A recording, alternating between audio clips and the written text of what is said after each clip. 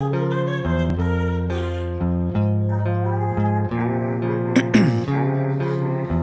in my veins, I've been driving this train.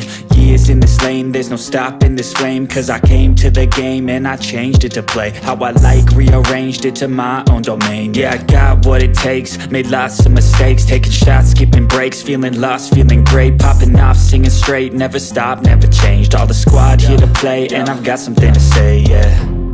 I work hard each and every day, I get lost in the words I say.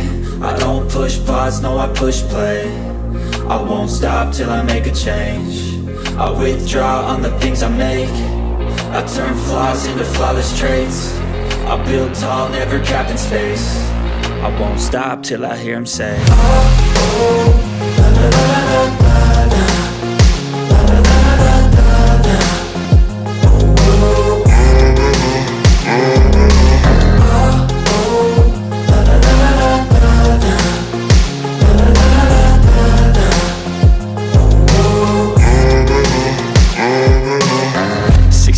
And I'm up again. I got tired eyes, need a cup of blend. That's right, in the AM, that's my only friend. No light, just the sun coming up on the horizon. I lose track of time, yeah, I move fast and climb a new class divine, yeah, true passion shines. And I'm through passing time, I choose stacking dimes. You snooze half the time while I move passing by. I work hard each and every day, I get lost in the words I say. I don't push pause, no I push play. I won't stop till I make a change. I withdraw on the things I make. I turn flaws into flawless traits. I build tall, never capped in space.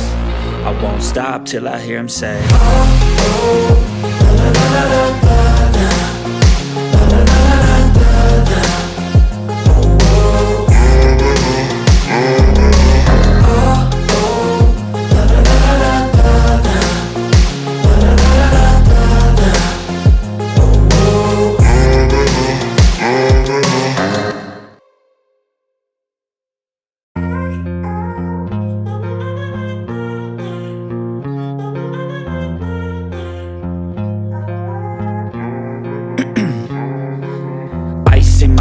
I've been driving this train, years in this lane, there's no stopping this flame. Cause I came to the game and I changed it to play how I like, rearranged it to my own domain. Yeah, I got what it takes, made lots of mistakes, taking shots, skipping breaks, feeling lost, feeling great, popping off, singing straight, never stopped, never changed. All the squad here to play and I've got something to say, yeah.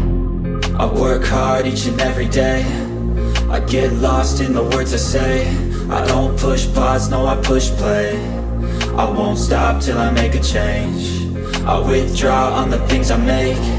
I turn flaws into flawless traits. I build tall, never capped in space. I won't stop till I hear him say, oh, oh, la, la, la, la, la, la, la, la, la, la, la, la, la.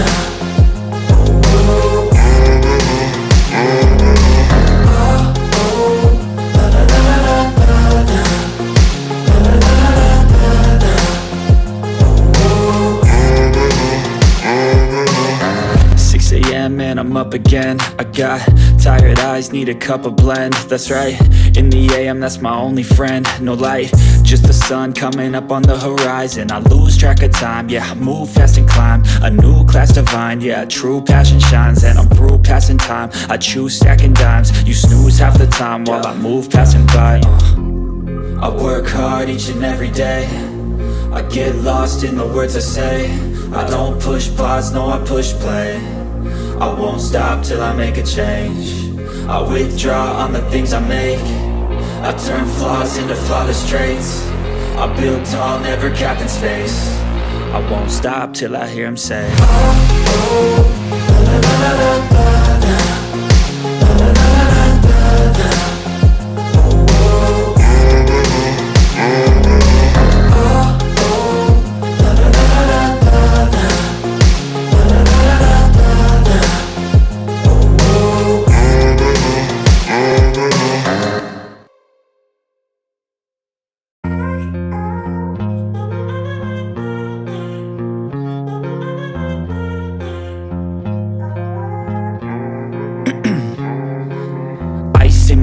I've been driving this train, Years in this lane, there's no stopping this flame. Cause I came to the game and I changed it to play how I like, rearranged it to my own domain. Yeah, I got what it takes, made lots of mistakes, taking shots, skipping breaks, feeling lost, feeling great, popping off, singing straight, never stopped, never changed. All the squad here to play, and I've got something to say, yeah. I work hard each and every day, I get lost in the words I say. I don't push pause, no, I push play. I won't stop till I make a change. I withdraw on the things I make. I turn flaws into flawless traits. I build tall, never capped in space. I won't stop till I hear him say, oh, oh, la la la la la la, la la la la la la, oh, oh,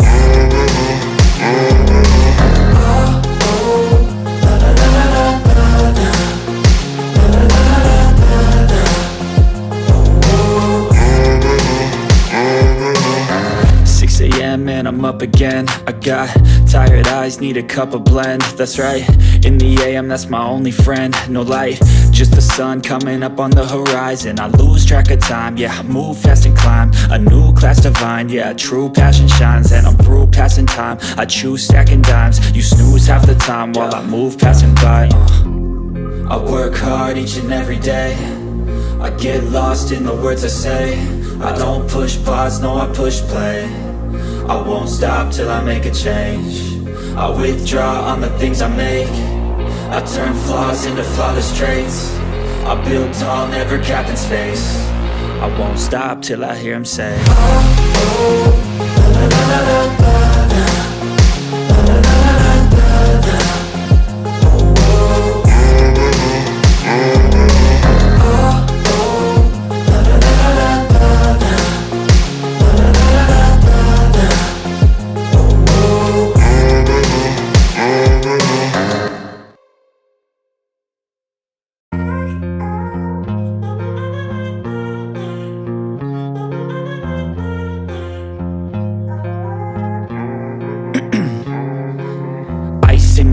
I've been driving this train, years in this lane, there's no stopping this flame. Cause I came to the game and I changed it to play how I like, rearranged it to my own domain. Yeah, I got what it takes, made lots of mistakes, taking shots, skipping breaks, feeling lost, feeling great, popping off, singing straight, never stopped, never changed. All the squad here to play, and I've got something to say, yeah. I work hard each and every day, I get lost in the words I say. I don't push pause, no, I push play. I won't stop till I make a change. I withdraw on the things I make. I turn flaws into flawless traits. I build tall, never capped in space. I won't stop till I hear him say, oh, oh, la la la la la la, la la la la la la, oh, oh,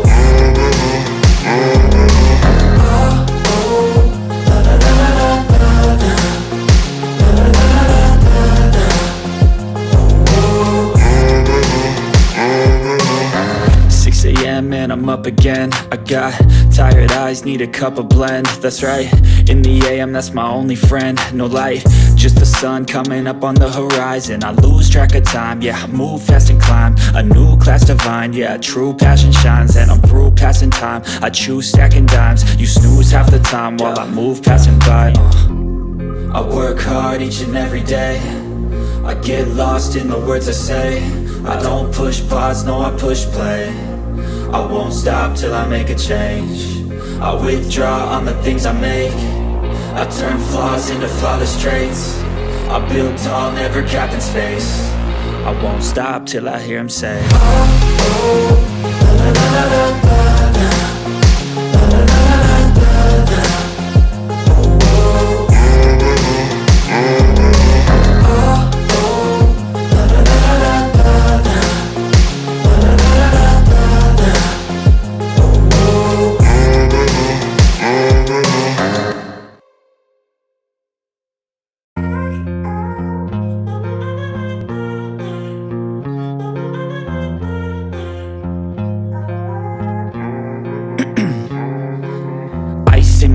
I've been driving this train, Years in this lane, there's no stopping this flame. Cause I came to the game and I changed it to play how I like, rearranged it to my own domain. Yeah, I got what it takes, made lots of mistakes, taking shots, skipping breaks, feeling lost, feeling great, popping off, singing straight, never stopped, never changed. All the squad here to play, and I've got something to say, yeah.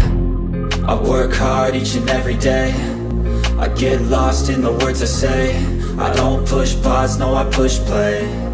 I won't stop till I make a change. I withdraw on the things I make.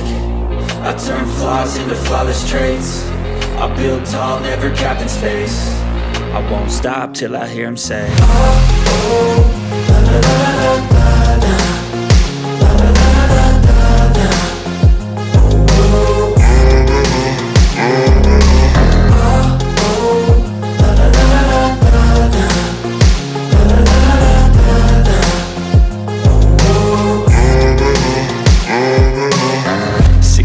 And I'm up again. I got tired eyes, need a cup of blend. That's right, in the AM, that's my only friend. No light, just the sun coming up on the horizon. I lose track of time, yeah, I move fast and climb a new class divine, yeah, true passion shines. And I'm through passing time, I choose stacking dimes. You snooze half the time while I move passing by.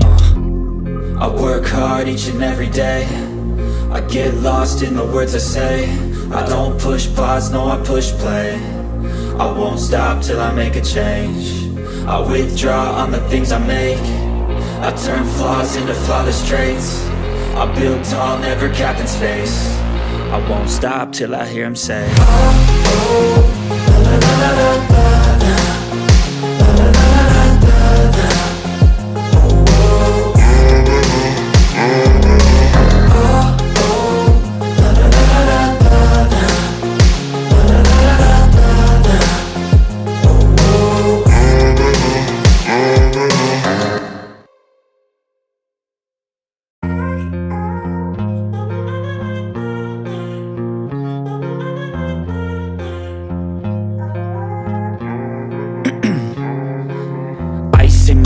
I've been driving this train, years in this lane, there's no stopping this flame. Cause I came to the game and I changed it to play how I like, rearranged it to my own domain. Yeah, I got what it takes, made lots of mistakes, taking shots, skipping breaks, feeling lost, feeling great, popping off, singing straight, never stopped, never changed. All the squad here to play, and I've got something to say, yeah.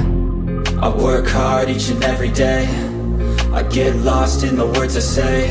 I don't push pause, no, I push play. I won't stop till I make a change. I withdraw on the things I make. I turn flaws into flawless traits. I build tall, never capped in space. I won't stop till I hear him say, oh, oh, la, la, la, la, la, la, la, la, la, la, la, la.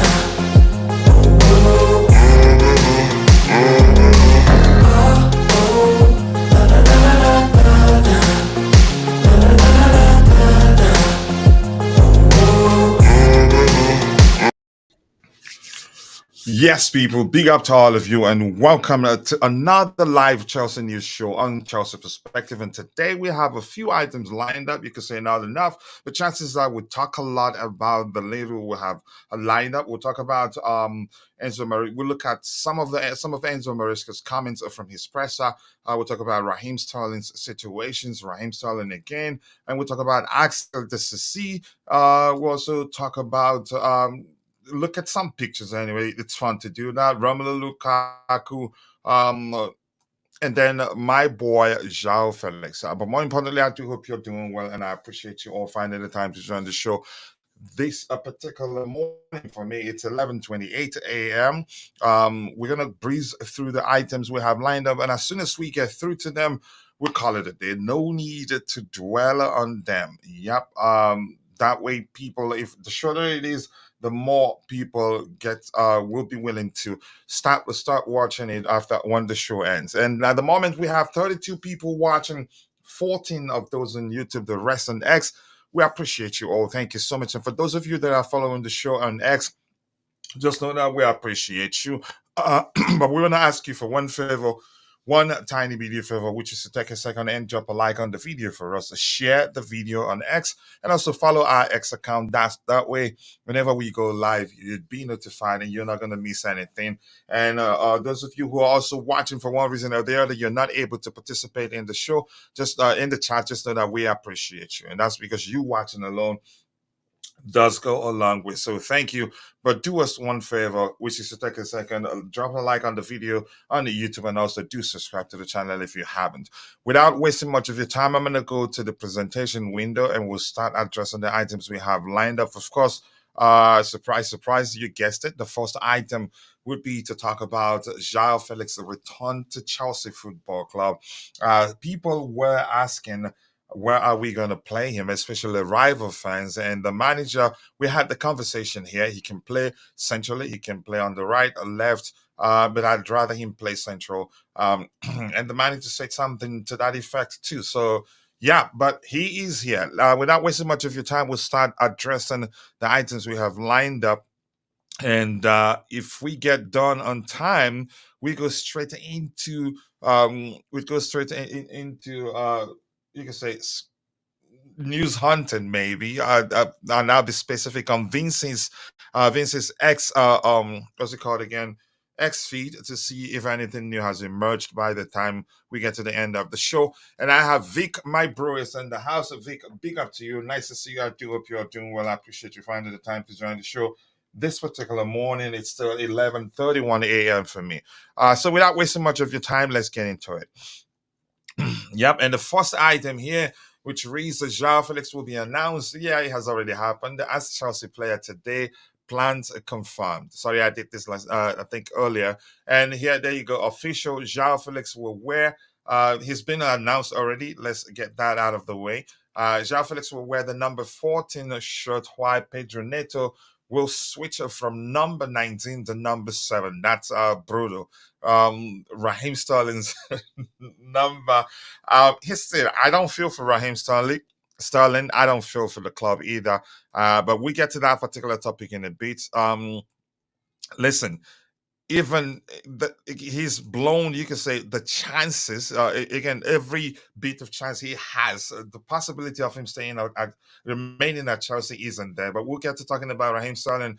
As for the arrival, the return of my guy, Joao Felix, I'm happy he's back. I think he will surprise a lot of people, and I'm going to say something I've already said before. He's What is going on here? Are we okay? I'm going to say something I've already said before. His future has been sorted out, and that's very important. So he's coming to Chelsea with a settled mindset. He didn't have that when he had that short loan spell at Chelsea, but right now he's settled. He knows he's going to be here for 6, 7 years or so, at least 6 years. Let me just to be safe and not gaslight you. That's very important. He knows Chelsea will be his home for the foreseeable future.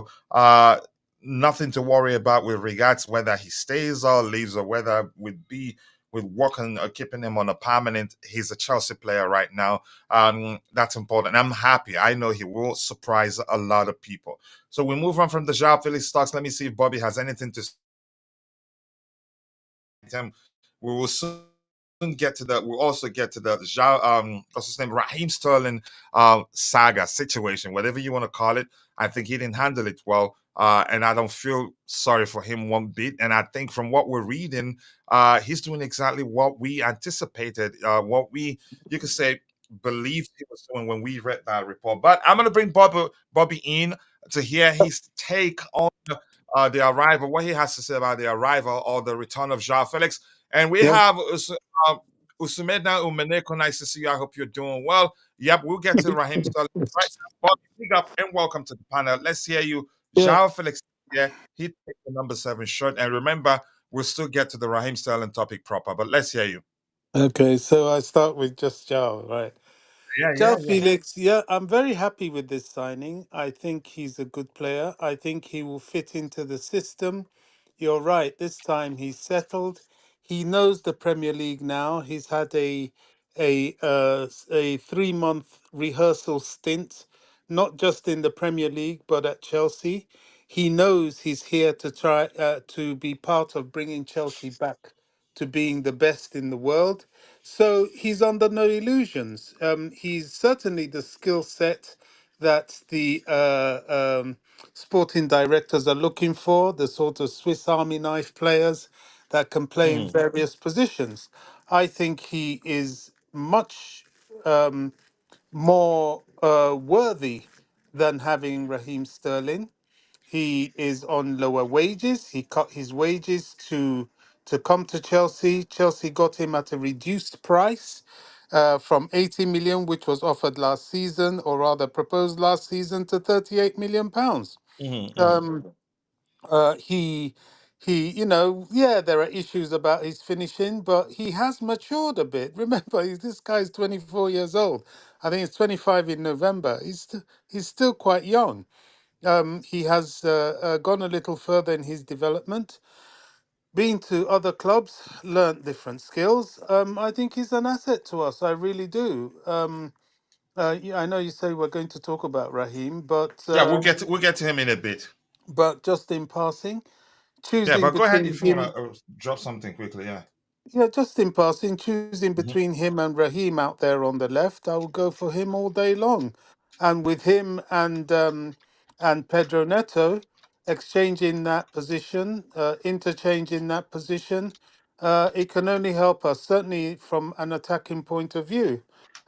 And if we get this striker that we are hoping to get, or get a striker, wow, it's just for the team to get settled, get rehearsed, get integrated, and I think we can look forward to a very positive season. And let's talk about this, Bobby. I know you've heard a lot of people. It's their thing to discuss how Enzo Maresca is a yes man. How Mm, probably he doesn't want Joao Felix, but the club, you could say they are shoving the player off his, you could say up his throat, for lack of a more, for better mm, language there. But we heard he called him. mm. And I get it. He did talk about how the club knew him. They've been following him, Yep. but it's happy to have him. So we did talk about also how the club will not, for any reason, sign the check and give it to Atletico Madrid if he doesn't okay the signing. So Yeah. clearly he wants him. I'm sure you've seen the report that he called him, I think, twice. Yeah, I Because mean, there are other clubs that are interested. Even Aston Villa were interested in signing him, but he called yeah, him and because he Aston wanted him. But go ahead. and Aston Villa would have offered him Champions League football this season. So, it wasn't just about that. His ambition is not just to play in the Mhm. Conference League. He wants to be part of this project. He said that himself because they see the vision. Look, there's this silly uh, uh, thing. He's not 42 million pounds, Vic. He's 38 million pounds, 45.5 million euros. Take out your calculator, calculate it on the exchange rate. It comes to 38 million pounds. Please, let's get that right. Look, there's this thing, somebody introduced this thing. It's been simmering for a while with the fans' frustration, the hurt of Roman having to go, and the way the club was purchased, and so on and so forth. Look, I know there's a cocktail of things happening with the fan base, but it's time we kind of like grew up and took some perspective. There's this thing that everybody must find something to attack Chelsea with. They buy a player, oh, too many players, oh, too much money, too little money. He can only play on the left, he can only play on the right. Yeah, they must always find something. Enzo Maresca wants this guy. Enzo Maresca, in his press conference, made that very clear. If there's one thing I like about Enzo, and I can see why they brought him, although the jury's still out on his capabilities, but one thing I like is that this guy's not messing around. He gets to the point. He looks at his squad. I can only have 25 players registered. He has picked his 25 players, although picked 21, if you notice. He's left some gaps somewhere, which tells me that he's looking for more incomings, certain incomings. And he's told the others, mate, you're surplus to requirements. please, you got to find another club. It's as simple as that. He's not being disrespectful. This is football. He's being honest. He's looked at the players he wants, that were available for him, and he's called them, and he's okayed or sanctioned or ticked or approved, whatever, however you want to mention it, their arrival. And Joao Felix is one of them. And who could blame him? I couldn't understand why Pochettino didn't want him. Okay, fair enough. Perhaps it's even a good thing, because back then he would have cost us a lot more money, both in wages and in purchase. So let's move on. Let's now be, in my opinion, please. I always put that caveat, but I wish we could now be more objective about what the club is doing. The solutions aren't going to come with a click of a finger, like in Roman's day. Oh, when Roman came, oh, such and such a player, yeah, he's the best. Bang, bang, bang, buy him, put him on the biggest wages, buy this, buy that, put him on the biggest wages, and eventually we'll get what we need. No, we can't do that anymore. The financial climate has changed. We have a project establishing a set of players for longevity, establishing a wage structure. As far as I'm concerned, I'm going to support these guys. Have you muted me? No, no, no. We're hearing you, Bobby. Oh, okay. I thought I was muted. As far as I'm concerned, I'm going to support these guys, and I'm going to wait and see how this evolves, because it's the only way. So, to wrap up, welcome to Chelsea. Welcome back to Chelsea, Joao Felix. I noted he's already met his national team teammate Pedro Neta, Cucurella. Some of the players that knew him before came to say hello.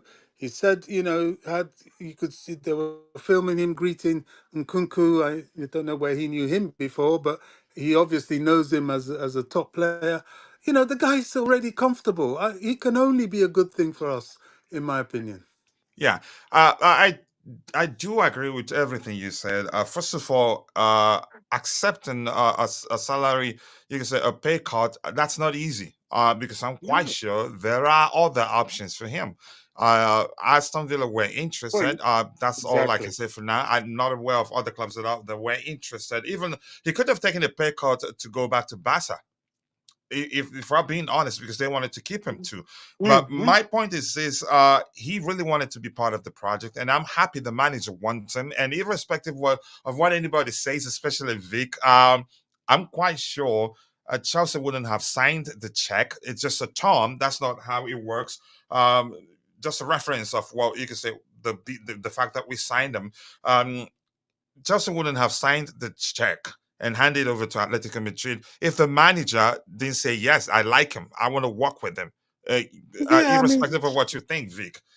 this Go ahead, this Bobby. play. Sorry, this plays to the accusatory position that just seems to be somewhat fashionable at the moment. Oh, there has to be something behind it. No, complain when the coach doesn't get involved and talk players into coming. Now he's doing it. We're acting like there's something else to it. The geezer wanted the player. He phoned to reassure the player because there was a bit of a transfer saga going on, as did what's his name, the Atletico guy. Oh gosh, please remind me. There's so many names. Their manager, please, coach. Atletico Madrid. Oh Simone. gosh, Simone. Yeah, Simone was talking to Gallagher. Hey, don't worry, son. I'll push to make sure this is sorted out. And Enzo spoke with uh, um, gosh, Joao Felix. Yeah, I'm glad that they're coming after you. We want you. You can play here. We'll get you into this squad to do this. You've got to encourage your players, make them feel at home. Why must that be a problem? I don't get it. We must always find some way to accuse the club to make. It's like this whole 42 players thing. You heard this, if I don't know if you've listened to his press conference. Enzo Yeah, Maresca I just. heard it. Yeah, he can. Do you Yeah, know what? I yeah. I will transmit a loudspeaker No, no, I know. I watched it, Bobby. I of understand that where you're going. right Go ahead. into Jamie Carragher's. Yeah, I would love to transmit a loudspeaker of that right into Jamie Carragher's house, into his bedroom, be blasting it 24/7. The guy said he's not working with 42 players. It's not the chaos they're making it out to be. The players that aren't going to get many minutes or are free to find other clubs have been told to train separately, while he works with those that he has guaranteed he's going to use for the season. What is the problem? They're just trying to make a problem. It's pathetic. Yeah. All right. I'm going to Yeah. come to Dante in a bit here. Coach is speaking with the potential. I know I understand that, but I'm just saying. My point is, if he doesn't want him, I don't think he'd do enough to convince him to come. In my opinion, only you think that there was. Listen, the price doesn't really matter. Even if it is 50, it's still a good price. Would you take back Christensen? I'd say no. That's because the manner at which he left the club. You could argue he left us when we needed him the most. He followed the money, and maybe he should stay there and keep earning the money if in fact he's earning anything good. Opposition fans will always hate. It's a thing, yeah. So I don't care. I love Maresca. He's straight to the point in press conferences. That's a serious contrast between him and Alex, who's into, you can say, sugarcoating situations and not be upfront, not speak the truth. It's bits about the bush a lot. And you could say you could argue that he speaks dynamically. He speaks based on the situation. I'm not sure how to say it, but I think Maresca, for me, he's the real deal. If he doesn't want you, he lets you know. And he's not into that sort of manager that gets agitated when you ask him certain questions. If you ask him a question, you get an answer from him. Maybe not one uh, you want it, but I just like the guy, and I think that it's a good sign. It's a good sign, really, because the likes of Pochettino and even what's his name, Graham Potter, when Raheem Sterling was stinking up the pitch, for lack of a more specific language or more formal language, they kept playing him. Even at the time we started arguing, they were deliberately playing him, even when he's not performing, because they're trying to play him into form. But Maresca, I don't think is that sort of person. As long as he has a good replacement, yeah, you are dropping to the bench. And look at how he's look at what he's doing. If you're surplus to a requirement, he makes it clear to you. And if you try to stay, you know what the sort of situation you'll be into. But that's, by the way, Enzo's Enzo channels his inner Mourinho and Guardiola to ask players. I think he's still different from those two managers you mentioned, but we'll find out. Coach, I think we'll see more outgoings next week, and I wouldn't rule out this week Lukaku going to Napoli. That could actually happen today. Let's see. These are million. Okay, these are millionaires, I'm guessing, and we are crying about we're crying about being harsh with them. We as what? Okay. Let me just move on from that. It's a bit jumbled up. If you refresh it somewhere Exactly. else. I think what he was trying to say is that Go ahead. these play. I think what he was trying to say is that these players are heavily financially compensated. They see more in a week than the top end earners in Main Street see in a year, And they're not and they see sentimental. more in a year. No, and they see more in a year than most people will see in a lifetime. They are covered with money. Mhm. You know, even if their career is short, I mean, look at that. Some of them walking away with 14, 15 million pounds a year. You will never see that. So most people working for 30, 40 years, they won't see that. That is a pension and some. Mhm.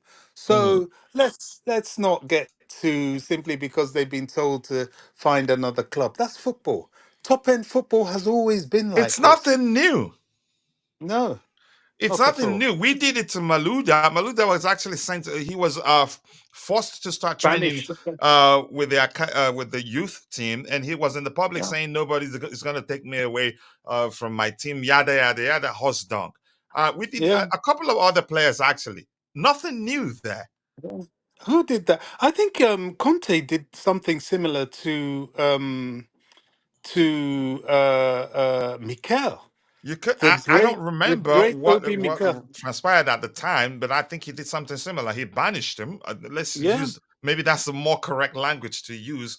The manner at which he did it at the time, I don't know. But this is nothing new. yeah. This is nothing new. When Pep came in, when everybody at the time, not a lot of people knew that he was going to ask, what's the first former England goalkeeper in Joe Hart, and he did it without Joe even. Hart. Yeah, there Look, are look other what look players. what he did to Toro Yeah, Torre, the tall Ivorian guy, the is it the Yaya midfielder from Torres brother? Barcelona. Yeah, Yeah. he's been doing this. Look at what he did in Barcelona to Ibrahimovic, the great Ibrahimovic. He showed him the door. I mean, these top coaches do these things. Oh, come on, guys, get But over yeah, it, move on. You that know, that's what that's why they're different. When they decide you're not part of their plan, or it won't work with you, you can't force them to play that player, and no. they also won't look back. They'll just find a way to respect you.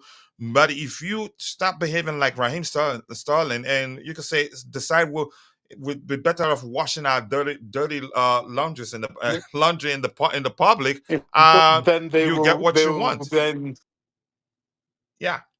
Let's see. Felix can be a striker. He can play on the right, on the left, either on either flanks. He took a massive pay cut last season to play for Barcelona, lower than what Chelsea is paying him. That that actually justifies my argument even more. That yeah, he really did want to come to us, because he could have done the same to go back to Barca. I'm quite sure the reason they didn't push to really keep him has to do with their finances. So probably trying to see if it's okay. You know what? I'll reduce my wage bill. I still want to be here, because he did well for them. Could have done the same this season. Yep, that's from me. Sorry. And Sorry, coach. Romesco, yeah, go I ahead. really have to say this. I don't know what happened. I just dropped out. I just think, I'm so glad they dealt with it like this. Mhm. Raheem thought, oh, I'll issue a statement, let me embarrass the club and intimidate the club. Then they thought, okay, if that's how you want it, we really will show you the door now. I Yeah, think he may have had a chance, but when he came out with that, they were like, "Do you know what, that's it. mate? Yeah, You're out of here." that's it. I He love messed it. up. Yeah, he did. He did. I didn't want him anyway, so I'm happy. But Yeah. I'm glad they showed real strength. Said we're not dealing with this nonsense from you. Crikey, we pay you enough. We've tried to respect you. We've tried to look at your feelings. And now what? You want to chance us? You want to bite the hand that feeds you? No way. I mean, I don't know who he thinks he is, honestly. Romesio, nice to see you. And Vicky is saying, because they paid him 400K for the entire season, coach. Why would he do that again? Yeah, but you get my point. I think I understand your point too. He's better off here than there. Mine says he had 2022 and 21 since he came back from US. Okay, yeah, he can say whatever he wants. Someone has to say it. Felix walks into this team. That if you didn't say that, I'd ask you for your ID. Let's see. Maresca is strict. I love it. If Poch, yeah, whatever you're trying to say there, Namaya Fawale, yes, all those players that left during the time we needed them, they shouldn't come back. Yeah, that's why I would never advocate for the club to resign Andreas Christensen. No, he probably again. I don't know whether it was about money or just because maybe he thought, yeah, that's it. Chelsea are done, and he took off. Why bring him back? Even Antonio Rudiger said no. He's Italian. He doesn't have a filter, and I like that. But at least I'd say he's actually he comes across as if he's more sensible than Antonio Conte. I think he just doesn't speak for the sake of it. He speaks sensibly, in my opinion. Certain players should watch their back. Colwell, Badia, Sheila, and Sanchez. Ruthless season is here, and I'm liking it. Deborah Markunju, nice to see you. I appreciate you finding the time to join the show. I do hope you're doing well. Poch and Potter, they were soft. They were too sentimental. But I don't want to go back there. We've moved on. Now we call them our exes. You know, big up to you, to Shafodinho. Nice to see you. I do hope you're doing well. And Marcio Jesus, welcome beast of Felix. So thank you for saying that. Uh, let's see. Yes, he asked Mikala for appearing in the Olympic Games for Nigeria. I think that was exactly what happened at the time, but probably didn't really want him because Mikel said when he left, he told him good luck, that he should try the best he can to win the Olympic trophy for Nigeria at the time. But I don't think he really wanted him. Let's see. Felix is an excellent signing. Anyone who disagree should watch his highlights. Not highlights alone. I've seen him up close. I knew him even before we moved for him, so I don't need that. I love the coach composure. We've not had that kind of a coach for a long time now. I think I agree. Yep, Yusuf Adekunle, nice to see you, my Niger bro. I do hope you're doing well.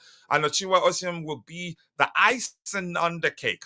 Hopefully we'll get him. I have my reservations, but yeah, I'd rather him than Amara Dion or maybe Jean Duran. Mudrik will be shaking now. He needs a big season. Yep, he needs it. I think he gets a chance, and I think he will prove a lot of people wrong. But that's by the way. Dante, let's hear you, and I appreciate you finding the time to join us on the panel this morning. It's still morning for me, 5 minutes before noon. I don't take it for granted. I know you know that already because I know you should be in bed. But let's hear your opinion. Felix is here. You still pushing your agenda, or you want to speak? You want to say something else about it? But let's hear you, Dante. Yeah, big up, coach. And Big up, my bro. I hope you're good. And everyone in the chat as well. Yeah, I'm good. Yeah, I made it. I had a good nap, so I'm ready to go. Ooh, okay. Yeah, I'm ready to go. Yeah, look, like I was saying before, he's a Chelsea player now, so we support him now, and we hope for the best. I'm not his biggest fan, but he did play really good football last season at Barcelona, which was good to see. Usually not that quite clinical, and like I said, he likes to dribble a lot, keep the ball a lot, but then there's no final end product normally. You're still complaining. I'm still complaining till I see him stop doing that and actually, do what he needs to do. But I'm sure Maresca is not the type of coach that he can do that with, because he's not going to be playing if he does that with. So we'll see how he goes. Like I said, excellent player, technical player, very, very skillful player. We'll see how he fits in and where he plays and how much he plays. But yeah, is another great option for Maresca to have off the bench or to come as a substitute or to start a lot of games as well. Just another good depth to have. So that's always a good problem. So I don't mind that. He's a quality player. I never said he's a quality player.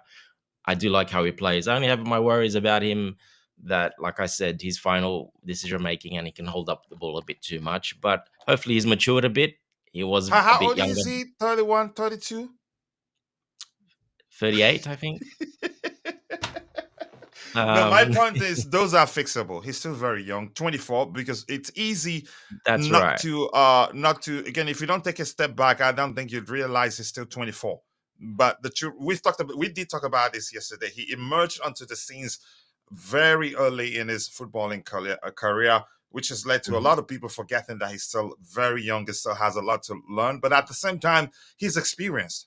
But go ahead with what you were saying, Dante. Yeah, very experienced. And normally players like that, Sterling is a good example of that. Very young, I think 17, started with Liverpool. Did very well at Liverpool. Got his move to Man City.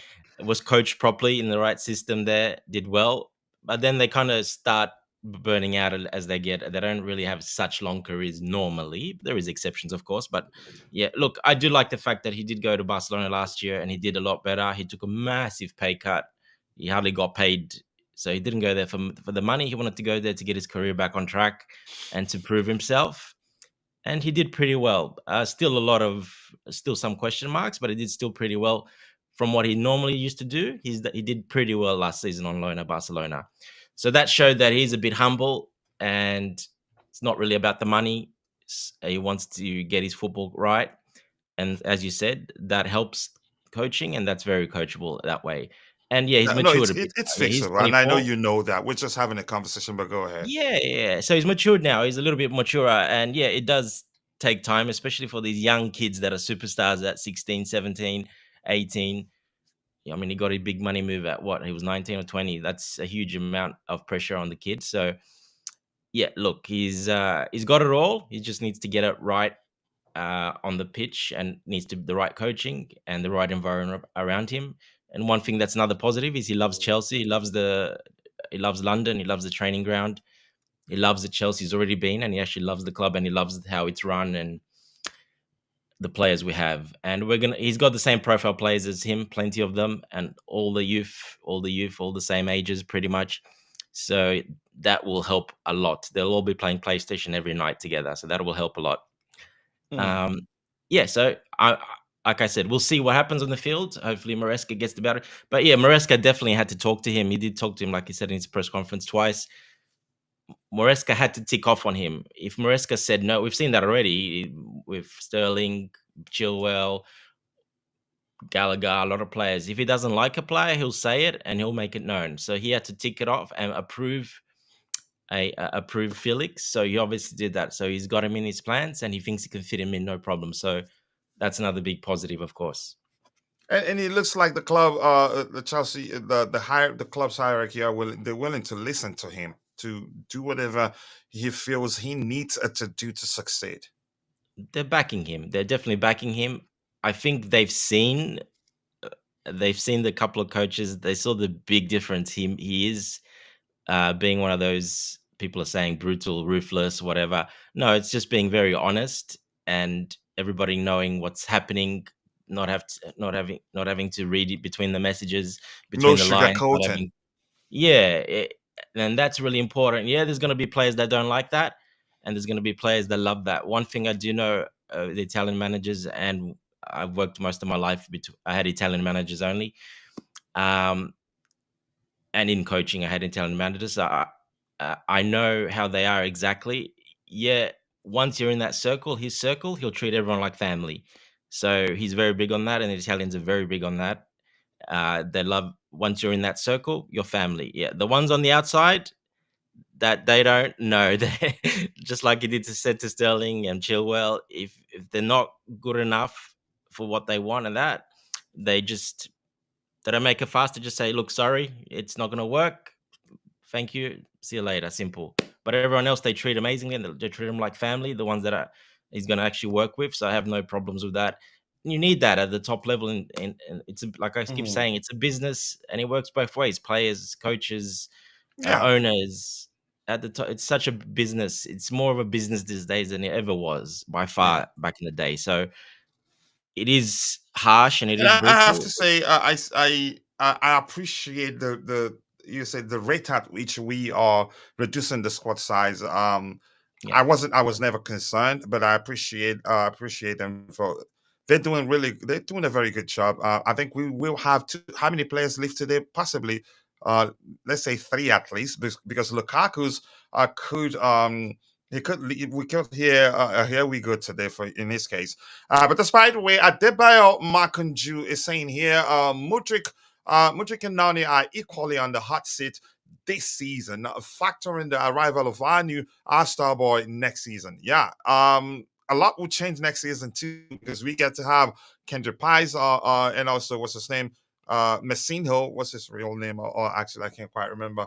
Shanks, nice to see you. And Yusuf Adekunle says, why are most mourning, for God's sake? The same thing happened to Louis during Lampard's era. Yeah, but we didn't hear much about that. I think it's what I call selective.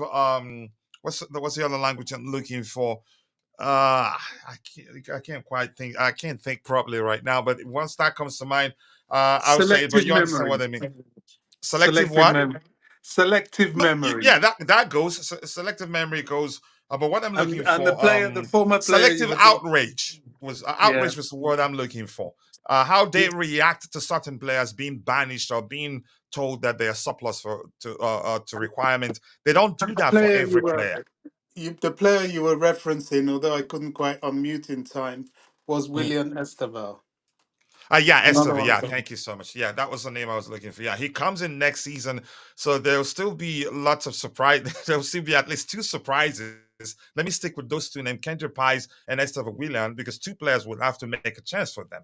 in my opinion. Make space for them. Osimhen probably PSG will not. I'm still saying this. I don't know why people aren't paying attention. I don't think PSG will sign Osimhen. Why? For a start, his profile and the manager they have in Lucho or Luis Enrique, if that's what you prefer to call him, he's more into hybrid number nines. And there's no how you convince me, and I'll start believing that Osimhen is a hybrid number nine. As good as I know he is, and as good as I know he can become, and the fact I do know, yeah, he can still adapt because he's still young. I've followed him since his under 17 days. He's played mainly as a traditional number nine. He's technically gifted, can do more on the pitch, but I don't think he's Lucho's type of number nine. And I've told people, Lucho, even at the time we heard that PSG are interested, I told people I don't think he's a priority target for them. Maybe if they sign him, that it be because the PSG's hierarchy want him and not because Lucho himself wants him. And we heard from Fabrizio at the time that they will not even push to sign him except if they lose one of their hybrid strikers. And don't forget, they have Gonzalo Ramos. They have, what's the other French international in Kolo Muani. I think there's one more player that I'm missing. I get it, Gonzalo Ramos is currently injured, but I don't think they will because of what's his name, Gonzalo Ramos' absence and push to sign Osimhen at the price at which we know Napoli will be looking to sell him for. So it just doesn't. It's a signing that wouldn't make sense for PSG, given the manager they have and the player's profile to be complete the whole thing. There, people always find fault with Chelsea. I mean, Two-Face Divi, I'm quite sure you know who that is. He says, if nobody talks about you, then you're nobody. With Chelsea, and you can argue how I see it is that they're seeing the progress we're making and they're jealous. So they are lashing out without even knowing it. That's how I see it. And one thing I did say, something else I did say yesterday, I said, yeah, it's a good sign for me.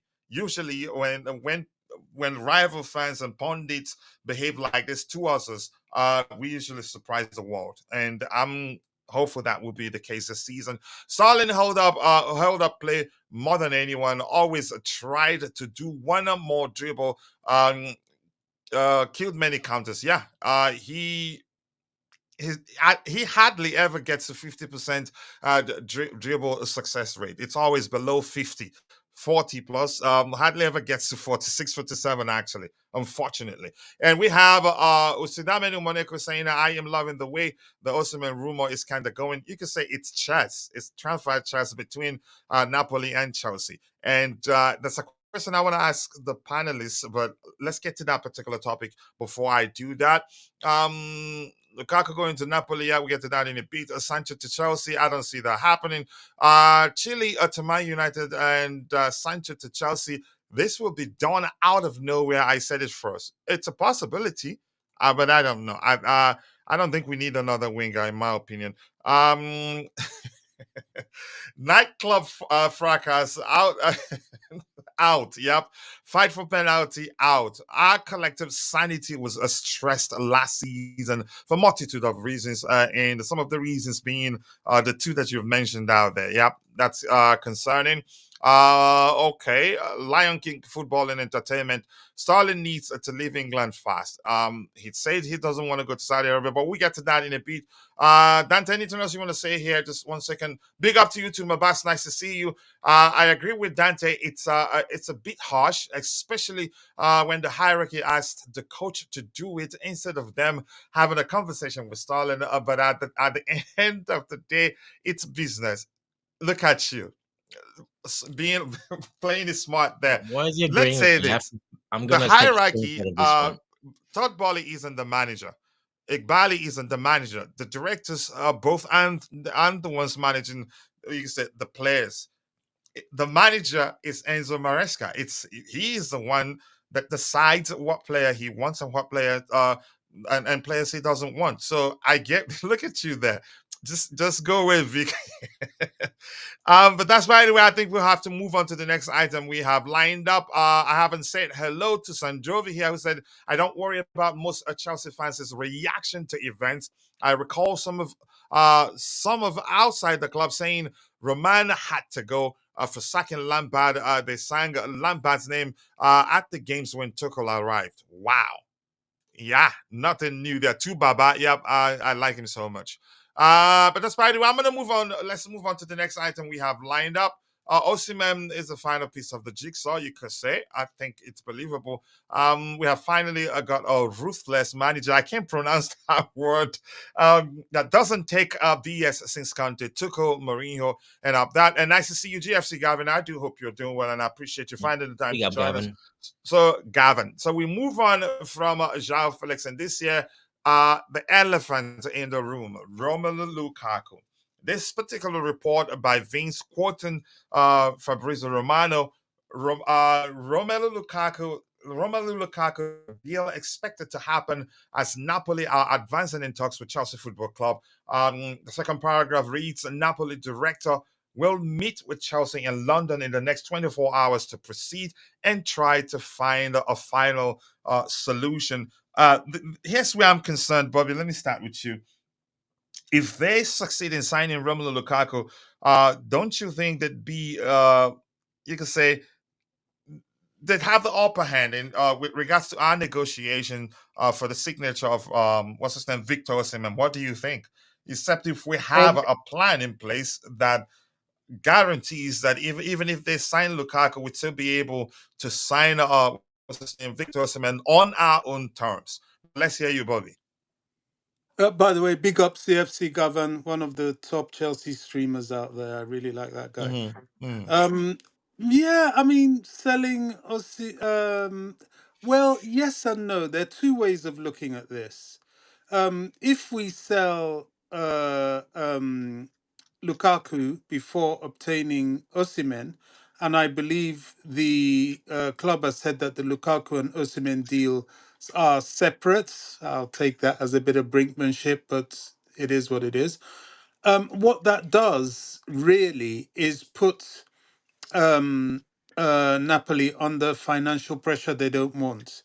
They'll become even more desperate to offload uh, Osimhen because you see they gave him those big wages as a little sweetener for him to sign a longer contract so they could sell him for over 100 million and then get him off those wages So let me and get see some. if I can help. Let me see. Let's break it down even more. So if they purchase Lukaku, they are Mm, spending, yeah, which they're which spending. means they need to bring in money to balance the books. They need even more money to balance the books. So go ahead. Yeah, it makes sense, Bobby. Thank you so much. Well, yeah, I mean, they sure do. But then I think their greatest incentive will be to balance the wage structure. You know, Napoli's not that rich a club. You know, they're not that club. You know, and they have to satisfy Antonio Conte that they've invested in. I don't think it's to their advantage to play too much hardball about Osimhen. And I don't think they will. I think they'll be quite prepared to listen to decent offers, which at the moment seem to only be coming from Chelsea. I don't see any sense in PSG going for him. You know, It doesn't make sense. Yeah. it doesn't. You know, their striker's off injured at the moment, but you know, what do you do when he comes back? You're now lumbered with four strikers. Makes no sense even for them. You know, nobody else really is that keen or really has that need. It's Chelsea that has the need and is very keen, you know, unless somebody decides to come in and scupper everything like Liverpool tried with. Now you're sounding like a rapper. Well, you know, whatever. I'm trying to speak quickly so others can No, I get understand. No, on. no, I'm just But saying. That it's Chelsea. We're the only one that have the need, and he's yeah. very keen. Exactly, and he Mhm. also likes the club. Look, the way I see this panning out, coach, I see Lukaku going to Napoli because you know there's pressure there. I see Osimhen compromising, especially as the transfer starts to get closer to the end. I think he will compromise. Now, will that be on wages or will that be on a 1 year loan with an option to buy? That's left to be seen. That will depend on his personal terms negotiation with Chelsea. Look, that's not bad terms, really. If he comes on a year's wage loan with an option to buy, his wages, he could be incentivized to sustain those wages if he pushes. Why are you laughing at me? If he pushes to help us get to a Champions League position, I can't see the standoff falling anywhere but in favor of Chelsea at the moment. Yeah, but I understand where you're coming from. Dante, let's hear your opinion. Should the Lukaku deal be then negotiated as a separate deal and they succeed in signing him? Are you concerned that if we're truly interested in signing Osimhen, if we have the need and Osimhen is keen, I love that. Do you see that being an issue if they succeed in signing Lukaku even before we start talking about Osimhen's deal? Do you see that? Do you think that would be an issue? Would lead to them maybe, you can say, digging their heels? Let's hear you. Dante, coach is always giving me laughing emojis. I don't know what that's about. Dante, are you there? It's for a Okay. comment on the screen, not for you. No, I have to. I have to take offense to anything he does. Don't you get it? Yeah, it's Go both ahead. Go ahead. probably. Yeah.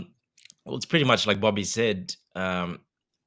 They will need to sell because they don't pay those wages. Napoli, they're not a rich club. They're a famous club, but they're not a rich club. Osimhen's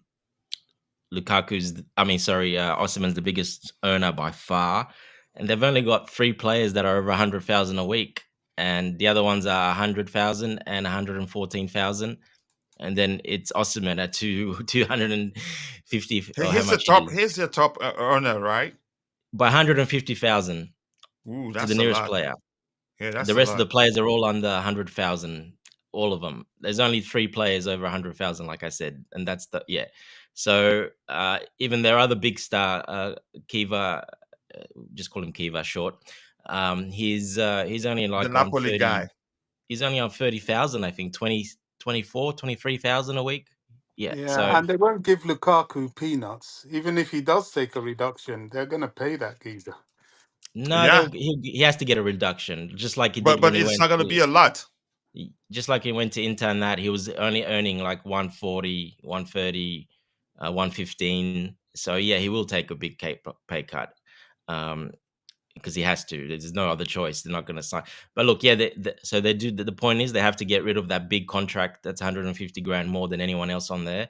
So they can fit a Lukaku in for 120, no problem, as the main guy. But yeah, having 260 as the main guy is too much for them. They can't really afford that. So yeah, they will need to move. Look, the deals are going to be separate. All deals are pretty much separate.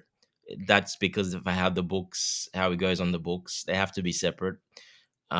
We're one of the clubs that are trying to push for this trading of players, but it's very complicated and it doesn't look as good on the books for the other club. Usually, it just doesn't work for their rules and just how they calculate earnings and income and that it doesn't look good. So they always want it to be separate, and it will be separate 100%. Like I said, swap deals are very, very rare these days. They don't really happen. So yeah, it'll be Yeah, separate. If we can due to differing valuation of the players involved. that as well, and a lot of taxes and a lot of other things again for the Mhm. rules for PSI, not for the rules in Italy as well, and other countries. Swaps are just not good. It doesn't look good on the books. It doesn't give them. There is a point system where they have for transfers as well in a lot of these other countries, and yeah, that doesn't earn them any points. So no, it's they don't want to do. They never want to do swaps. It's just yeah, very, very rare. Um, Especially in bigger deals and stuff like that. No, they don't really want to do swaps. So it will be separate and it will be done. We know he's going to end up in Napoli. This is 100% going to happen. I mean, Conte said it himself. He wants to go there. He wants him there pretty much. Lukaku wants to be there. They're going to get rid of Osimhen. They need a striker. He's going to go there 100%. It's just rubbish negotiating how much that's going to be.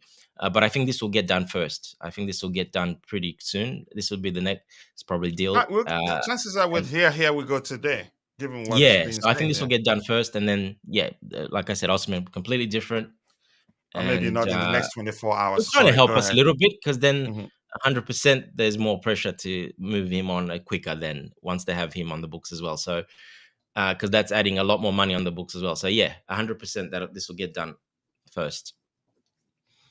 All right, thank you so much. Let me catch up with a bit of what we have in the chat, then switch to the next topic. Thank you so much, guys, for finding the time to come join us here. I want to do this. Give me 1 second here. So we go. It says Lukaku with the Timberland boots on. Leave me alone, please. Napoli will definitely get Lukaku. They cannot sign Conte on a 3-year deal and not give him his striker. A disgruntled Conte is the best coach to isn't the best coach to have around. Yeah, he blows hot easily. He's just gets mad easily and doesn't hide his feelings, be public about it and all that. Thank you for saying that. Okay, welcome back. Thank you so much, AK Aka. Nice to see you. I hope you're doing well. And he's saying hello to the panelists here. Let's see what else we have here. Anything else? Keep dropping the likes on the stream. And Sam Jovi is saying, if they sign Lukaku first, Chelsea has the upper hand on Osimhen because they will have to get him off the book. So our board do one thing very well. They are skilled negotiators. I think I agree. They don't budge. Yeah, I don't know how they were able to get Felix at the price we got him for. I think Arsenal will come in for Osimhen on loan with buy option. I don't see that happening. But never say never. I don't know. We'll see. Napoli just signed a 30 million winger. They act like they're broke, like other Serie A clubs do. We know that. If they are broke, why don't they sell Osimhen on discount? No, not De Laurentiis. He's not gonna do that. Honestly, he's even listening to us because they want Lukaku and. The manager wants Lukaku. So Sterling to Barcelona, good luck. Except if he's going to start or accept £10,000 a week. Tiger Beast is saying he fell in love with Enzo Maresca today. A lot of people did. Doesn't sugarcoat things, doesn't beat about the bush, say things as he see them, as he sees them. Saudi club will come after the European window is closed and pay for his release clause, and Lukaku will be happy. I think he really wants to go to Napoli. Yeah, and I don't think Saudis will really push for him like that. He's no longer that player he was when he ripped up trees at for Inter Milan. Big up to you too, Tiger Beast. Nice to see you. I do hope you're doing well. I'm gonna scroll to the very bottom and then we'll try to get your subsequent contributions in the chat. But Vic here is saying Lukaku already agreed a 95 to 100k per week wages with Napoli. Okay, just like the Gallagher saga, Napoli is simply waiting for Chelsea to accept a deal. Wow. Okay. But thank you for that update. We'll move on. Gavin, nice to see you. I triggered the command for your YouTube channel. I don't know if you've seen it. Let's see what else we have here. So Lukaku. Okay. I hope finally we get it done. Okay. This is Lukaku. This is Joao Felix with this contraman in Pedro Neto. Yep. Let's see how they do for us, but I'm hopeful. Dante, if you remember, we did talk about DCC, and we did talk about how chances are he'd be one of the players requirement. That's because when we had that conversation, we talked about how he comes across as good on the ball, but under pressure, he makes a silly mistakes, and all the mistakes he's made aren't just you can say when he was he made those mistakes when he was pressured by opposition players. I suspected that chances are he'd be shown the door, and it looks like that's the case. If you trust Jacob Steinberg, who's saying that the Sassi is not in Maresca's long-term plans. Let's hear you, Dante. What do you make of that? I'm not surprised, really, because I suspected this was we did going to a whole happen. show when he started, when he was announced at Chelsea, and we kind of went through the players that we said are not. Disasi was one of them, one of the ones I pointed out. You pointed out.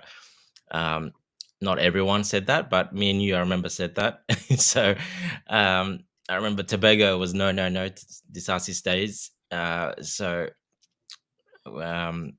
Yep, unfortunately, like you say, look, he can pass the ball pretty well. All professional players at that level can pass the ball pretty well, but it's what you do when the ball's close to your feet and when there's pressure on you. That's the difference. Head up, head down. Yeah, he's a head down type of player because he hasn't got that technical ability, unfortunately. And normally you don't really need it. It depends on the system. Sometimes you need it, sometimes you don't. But Maresca system demands it. It's not you only need it, it demands it. You have to have it. So I always said from the start, he was one of the ones I ticked that I said, unfortunately, even though we just signed him, there could be a decision on him just because of that. You can still, of course, have him in the squad as maybe one of the, very deep backup. He would be a backup. I know you don't like saying backup, but he would be No, but I backup. get your point. Sometimes I mean, we use it to make a point, Yeah, if that makes sense. But the argument where you hear me mention that I don't like the term backups is when we're looking for players and we have one individual for that particular yeah, position. Then people are saying get a backup. I usually say no. I don't think it makes sense. Get someone to compete with the starting player. So when the 100%. starting player gets injured, the player available to take his place will be good enough, or even better. Let Yeah. them compete, and whoever the manager feels like is better at any given time gets to start. But go ahead. So would you say Disasi would be backup if he stays? Probably, I'd rather surplus to requirement because we have numbers there. Come on, coach. Be like Maresca. Be ruthless. Come on. Okay, if that's you want, possibly. Let me just leave it at Um, that. in my opinion, he would be backup. He would be quite down in the depth if he does Down the stay. pecking order. That's more than backup. So look, so it's up to the player. Maresca will let him know, like he's let the other players know. Obviously, if something's leaked out a bit, I'm not sure where Vince got that information. I think it was from the training sessions. They haven't seen him in the. No, here's the Jacob Steinbach. Yeah, he wasn't in the training session. That's in the main group. He was not there. To be fair, I That's saw why. him, unless I'm not looking at the right video, I saw him in the training session today, which is quite curious because he is with the main group. It's I quite don't odd. think I saw Bobby with the main group. You're Um, talking when they I'll, walked I'll I'll out. go back and look for it. I saw him. I saw Chukwemeka as well. Oh, that's So a photo. Yeah, no, that's a photo when they were walking out, but yeah. not. Then they separate. Oh, okay. Okay. Yeah. So they're taking photos of the players walking out. Then they separate. The other group goes there. The other group goes there. Yeah, it's a bit different. Yeah. Um. So look, yeah, it's up to the player. If Maresca will tell him you're staying with the main group, or you're in the other group that's training separately. Yes, the player has to accept it. He can stay. He still might have a chance, but it's probably going to be a very long shot. It will take And he injuries and stuff probably like that. wouldn't want to stay because he has the like you could say he would want to represent the French national, get a chance to be in the French national team Yeah. again. It And depends. And that's what I keep saying. It depends on the player. Some do, some don't. For some, money is more important. For some, playing to, like you said, to try to get in the France team is more important. So it just depends on the player because he could be that 25th player that would make it in the squad. Okay, so he could be that 25th player. So he might. So we'll have to see. That decision hasn't been made. Maresca's only got 2021. He said that is 100. That's made a decision on. There's still another 4 places up for grabs because there's 25-man squad you're registering for the Premier League. So there's 4 places up for grabs, and that will probably be one of the new strikers that comes in. But that will also mean probably Guy goes out on loan, and then so there'll still probably be 4 spaces out of those players that are not in the main group that is still up for grabs, and that's probably they're evaluating who to keep. So this Sassi could be one of them. So it just depends up on the player and on the coaching staff. But yeah, I don't think he'll play too much. Like I said, he'll be one of those 24th, 25th players. So it's really up to the players. and here's something that makes it dangerous to if he stays. He's probably the leader of our French contingent. He is, yeah, he's quite that leader. I have seen it quite a lot. Yeah. He's So yeah, if you I think it would be better of telling him, yeah, please find a club. And so yeah. that the players can move on as quickly as possible because And that's another yeah. important thing. His character. I did see that Maresca is very big on the character of the players. He did say he wants 4 to 5 vice captains. He wants them all to step up. So he pretty much gave quite a big message in that press conference as well. It was quite subtle, but I'm not sure if many people picked it up. But he wants players to step up. Said he wants them to step up. So he's expecting the players to come to him now and say, "Look, I want to be a vice captain." He wants to see who's going to come in and say that. That was a bit of a subtle You message, in mean my he wants opinion. them to take responsibilities? Correct. So he wants to see, are you guys going to come? Who's coming to me? Who wants to be a captain? Who wants to be a vice captain? So he kind of gave that message and that vibe, in my personal opinion, that he wants the players to step up and to come and say, I want to be a vice captain. Who's going to come? Who's going to step up? Who's going to talk? So we'll see what that happens, but that's a good sign for me. I like that. I knew, like from the start, I knew Maresca is this type of coach. Like told you from a long time ago, that when he joined, he's that type of coach, and we need this type of coach with this group We of do players. need this type of coach. Yeah, I think this 100%. type of coach, with him at the helm, you could say there won't be player power. There will not be. He'd you could No, say he'd resign if that's going to be the case. there's only a couple of players that had a little bit of power, or they thought they have a power, and we saw how they used that power, and that's Sterling. Oh And yeah, he's thought, probably he thought he had. He thought he had the yeah, he thought power. he had the power, Yeah, and I guarantee you, Maresca saw this in preseason, how he treats him, how he carried conducts himself with himself. the players, how he leads, and he saw that he's not that type of player. So, and he knew he's probably going to whinge and complain. You say something wrong to him, one little thing, and he probably complained. So he didn't want that type of player in the group. So another one, Bill Chilwell, more experienced, another one that can talk a bit up and say something.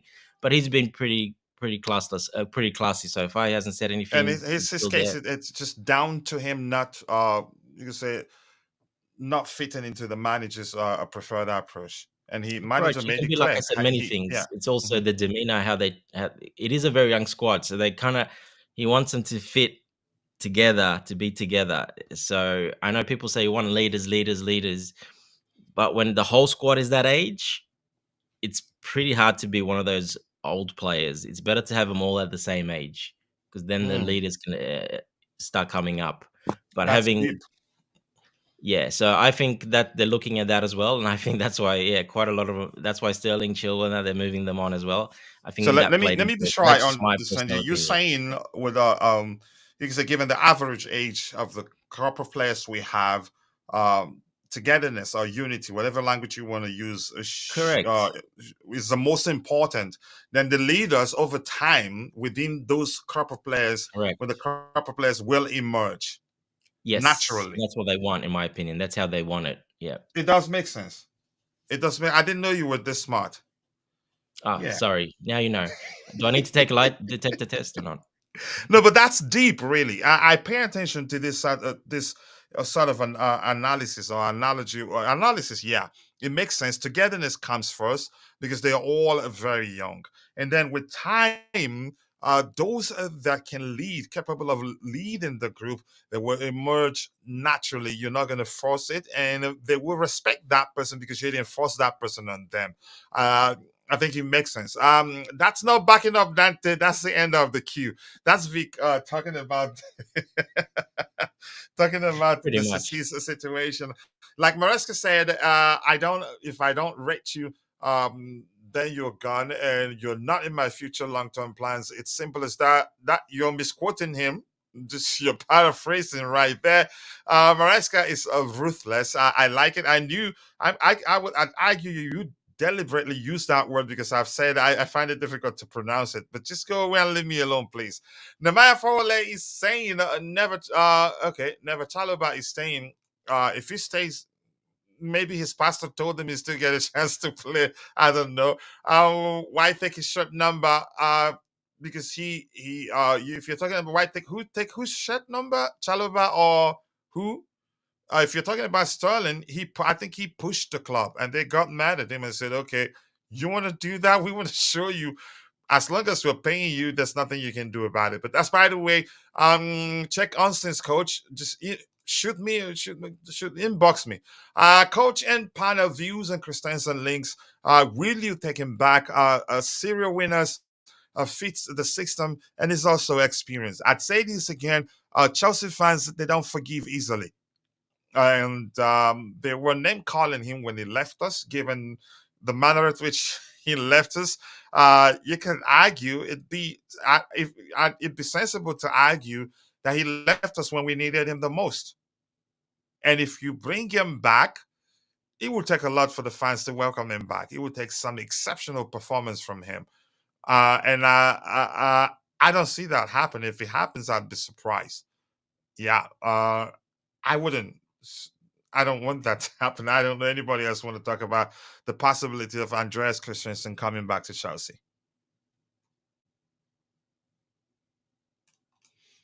Anybody else, Bobby? Nope, I don't see it either. I mean, he wasn't that good at Barcelona. He hasn't been that good, to be honest. It's not like he's played amazingly. He's kind of out of the team in a way, so he hasn't been that good. So I would not take him back. Definitely, 100% not. Yeah, I have to agree. Christensen has a few other issues. He falls sick. I mean, physically sick when he gets nervous. He did that The to bigger us. the occasion, Yeah, he did yeah, the that to us more. on. Yeah, I don't know how else to phrase it, but I get your point, Bobby. Whenever the occasion is big, it's either he's sick, it's either he's in the toilet. I can honestly, this is the case. I'm not exaggerating, and Bobby knows, but I'll let Bobby drop. Yeah, I mean, he did that to us in several big games. People may say, "Oh, he's gotten more mature." He clearly hasn't. I mean, if you can't playing the way he does command a regular place with Barcelona, then something's wrong. Barcelona aren't particularly that into defensive work, but they like their defenders to be able Ball to playing defend. defenders, to be more specific. Yeah, PK, they kept him for so long because though he was a ball player, but he could defend. So there's And a something leader, that's why. wrong. Yeah, but there's Unfortunately, yeah, Christensen doesn't have that either. He's not that type of player.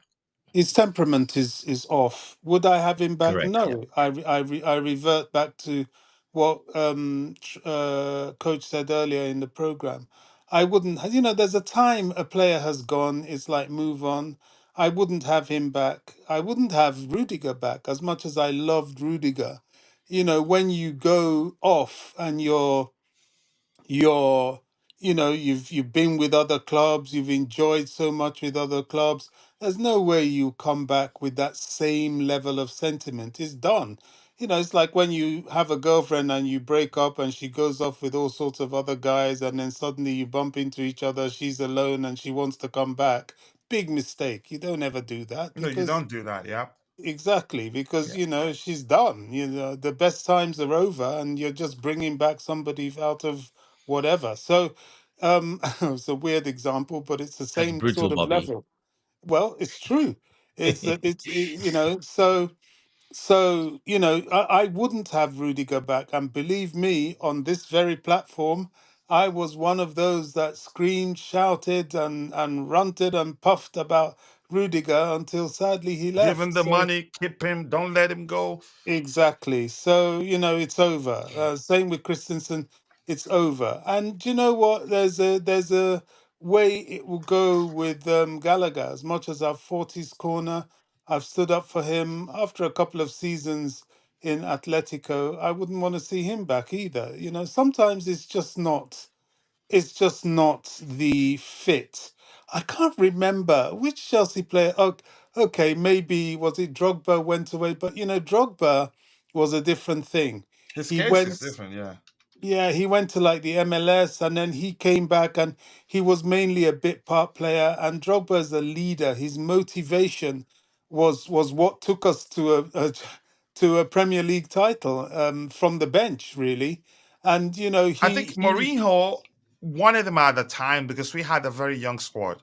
and not Yeah. too many leaders. And it was a good idea to have decided to bring him back. He came in, led the team. They respected him. Even Hazard was saying how happy he was to get the chance To to see play him. Yeah. alongside him. Those kids at the time knew him very well, but even before he came back to us again. So He's it still was a playing at Yeah. a massive high And, stroke. level. He and went to Galatasaray, Bobby, not MLS. He went Yeah, to he MLS. went yeah, that's right. But he yeah. didn't come back to necessarily play. He wasn't No, expecting yeah, a starting. He was no, expecting to no. do what he did in the dressing room, and Mhm. that sort of thing is a rarity. And with a player of that profile and of that history and of that ilk, you do bring them back. You do bring them back for that if you can.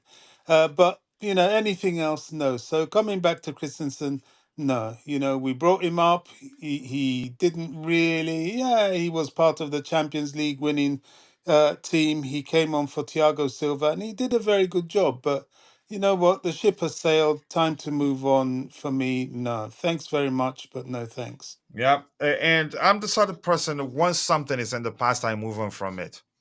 Yeah, Honestly, absolutely. You yeah, have to. yeah. The moment something is in the past, probably before it becomes history, I already have a plan for how to move on. So it just doesn't make sense, and you cannot compare them to the case of Didier Drogba.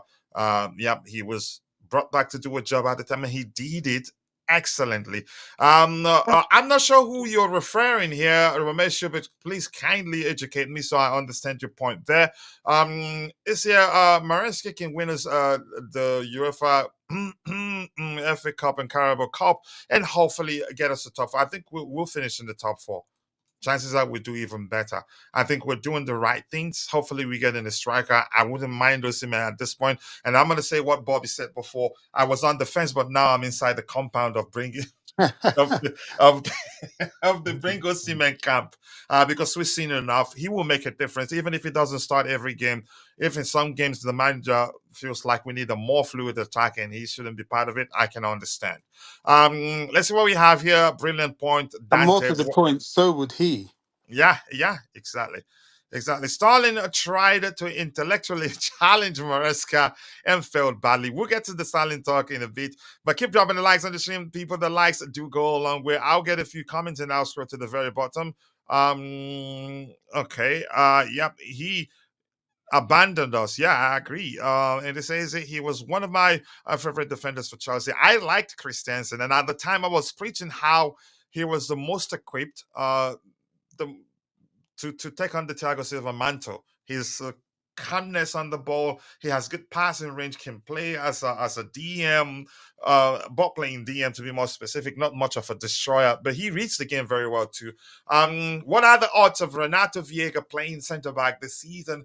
RCBs are simply all have to step up. I think that may well happen. But from what we've seen so far, you could argue the manager he just sees him as a left back. But I think we have a player, in my opinion, I don't know how he compares to Lavia yet. I still need to see more. If Lavia, if I were the manager the day we played Man City, the moment Lavia went off, I would have brought Renato Vega to the central area because he played there throughout the season for Basel and was excellent. He has excellent passing range. He can be aggressive. He reads the game very well. And you see how what's his name, Mateo Kovacic just run past not run past Moises Caicedo as if he was a pole. That wouldn't have happened. Viega, if he can reach him, will bring him down and take one for the team. But Dante, I'll have you answer this question. Do you see him playing as a CB for us? I think it could happen. Yeah, it can happen. I don't mind it. Like, I'm a big fan of the player as well. I know, Coach, you're a super fan of his, but I would definitely like to see it, even in that left centre back role. Like you said, inverting from left back to defensive midfield. Yeah, I would definitely like to see it. I think he's got great potential, but yeah, it will come with time. It's early in the season for him. He's a new player. It'll take a bit of time, but he's one injury away, unfortunately, and he could be starting. So yeah, I think he will definitely feature quite a lot throughout the season. He will, and he's saying from what you can argue from what we're saying so far. I don't think it's going anywhere. It wouldn't make sense to let him leave if Ben Chilwell has been told yeah he's surplus to requirement. Then it'd be just him and Marc Cucurella, and he Exactly. can yeah. Well, that's why Um, Ben Chilwell was told as well. So yeah, exactly. Let's see. I like Viega as CB over Cowell. Yeah, he'd do better than Cowell in my opinion. He's aggressive. He's excellent aerially. He's good on the ball, fearless, more important, and I like his character on the pitch. Let's see what else we have here before I go to Bobby and get his opinion if he has anything. Bobby, do you have anything to add to that, or should we move on? The possibility of Viega playing as a centre back. I think certainly for now, Vega will rotate and he will oscillate between left centre back and left back.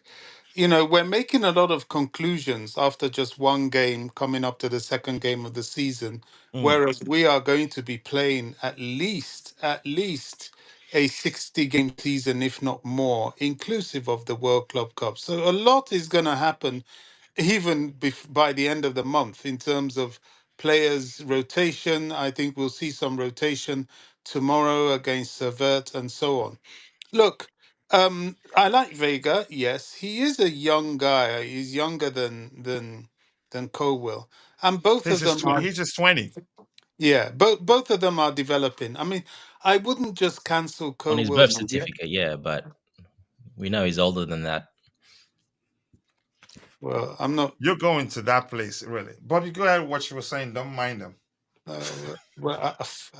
I'm not sure about. I don't know, but anyway, I'm uh, not his uncle. I'm not his dad. I'm not his mom. So I don't well, care. well, Go ahead, Bobby. because he's a big guy.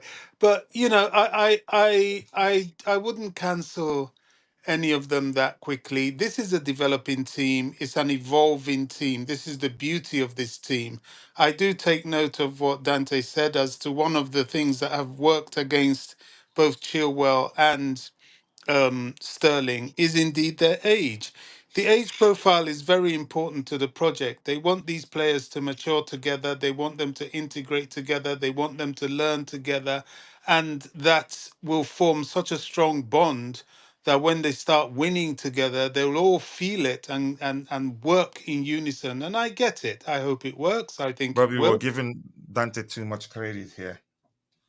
Well, I mean, it's part of the project. We know what the project is. It's just he vocalized it on this particular occasion, and I think it will work. So I believe that Colwill is one of those that is earmarked for Leadership the role. vice captain. I think he wants two vice captains, which makes sense. I think he'll be Colwell. I'm not even sure if the other one's going to be Enzo, to be honest. It looks likely, He wants but 3 or 4, Bobby. He said. three or four. Then that means he'll pick Colwell and another at least. Who that other is, I Yeah, can't think at the Colwell, moment. Enzo, and one more probably. Yeah, Yeah. James is still there. Sorry. James is the captain. He said he's still the Okay, captain. James. So Okay, you're Yeah. talking about after James, the rest. Yeah. vice The captain. He said vice 3 to 4 captain. vice captains. Yep. I think that's a good idea to But if that's a one. talent. That shows he's going to rotate a lot. I'm sorry, Bobby. That shows he will be rotating a lot. Well, not That's how just I that. read it. But go ahead. Not just that, he's encouraging leadership. You know, I don't subscribe to these people who are always knocking Chelsea. Ooh, there aren't any leaders, yada. These are young players. They're developing. The leaders will come out of these players. And just as, yet again, I'll quote Dante, he mentioned that, you know, equalizing the age group to within their peer group is a recipe to have leaders rise to the top. When you're with your peers, that's when you'll have the courage and the boldness to fill any vacuum. Whereas when you have too much seniority around you, what happens is youngsters tend to shrink back. But when they look around the dressing room, oh, there's no one here to take the lead of this. There's no one. They become more confident, and I will go with that. I think that's very sensible. I don't know. I know Colwell will probably be one of the vice captains. Enzo certainly because he's been a vice captain already, and the third will go to I don't know. I'm trying to think who else in the squad kind of looks that part. Um, um, I'm not sure yet. He might go for a forward. Honestly, I would select Viega. No, Viega's just come. He's too I early. I would, but uh, No, he won't. He won't select Vega. He's too early in his Chelsea career. If Chalobah was there, I would have selected him, but clearly No, he's look, not. Tossen's a call, There's, maybe Tossen, but I don't think he'll get another defender. Tosin will get in. I think yeah, I Tosin think will maybe he's get going in. to go Tosin. Yeah, for a Yeah, forward next, someone more in the forward line. yeah. But Tosin's a good shout. Yeah, a forward will have to be someone like Nkunku or Jackson. I'll be surprised if he goes for Cole Palmer. I think Cole Palmer has so many accolades. I really wouldn't want to see him weighed down with the armband quite yet. No, he's not Um, captain. No, but definitely. yeah, but we'll see, we'll see. So yeah, I mean, so far in terms of the management of the squad and the decision making of the squad, I'm quite pleased. I like the way.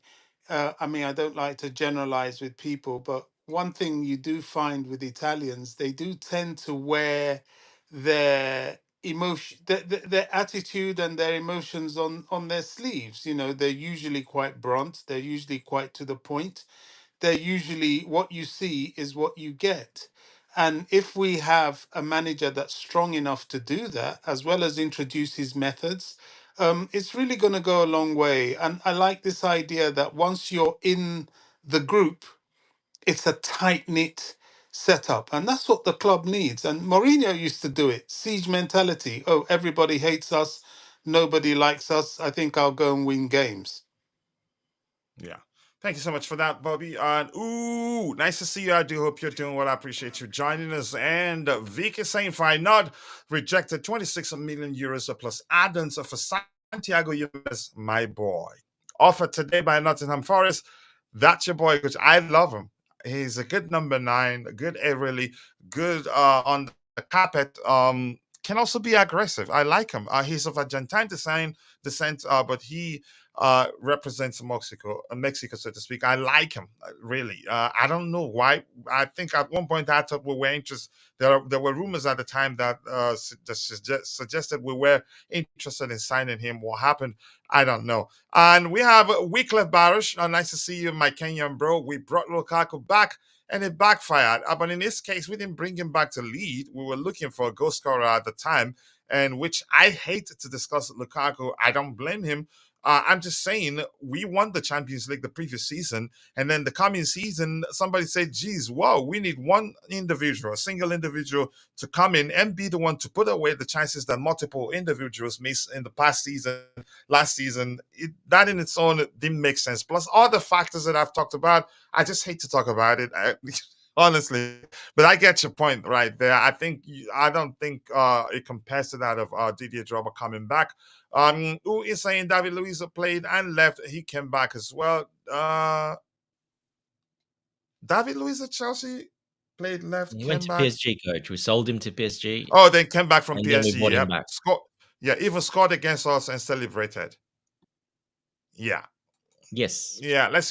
Yeah, coach, do you think Chelsea will win the Carabao Cup? I don't know what we can win right now. I will wait until the transfer window shuts, and then we will do prediction. And my prediction will be strictly for the Premier League. The Cups, it's still a long way, and anything can happen. It's I want to see Viega and Tosin as CB duo for one game. We may well see that. I don't know. Viega will surprise a lot of people. He's a fine player, and I like his attitude on the pitch. I heard we could get another CB. I don't think it makes sense. We still have Anselmino who joins us after his loan stay at his parent Well, club. sorry, We coach. always signed him from Expires. Sorry? Yeah, rich money makers keep sending me messages that we're signing another centre back. So he thinks his contacts inside the club are telling him we're going to sign another centre back. Yeah, I hope Felix moves. Okay, moves Carragher and all the pundits from Sky Sports proves them wrong, so to speak. I think he will. But keep dropping the likes on the stream and try as much as you can to keep the topics aligned. Please don't get me.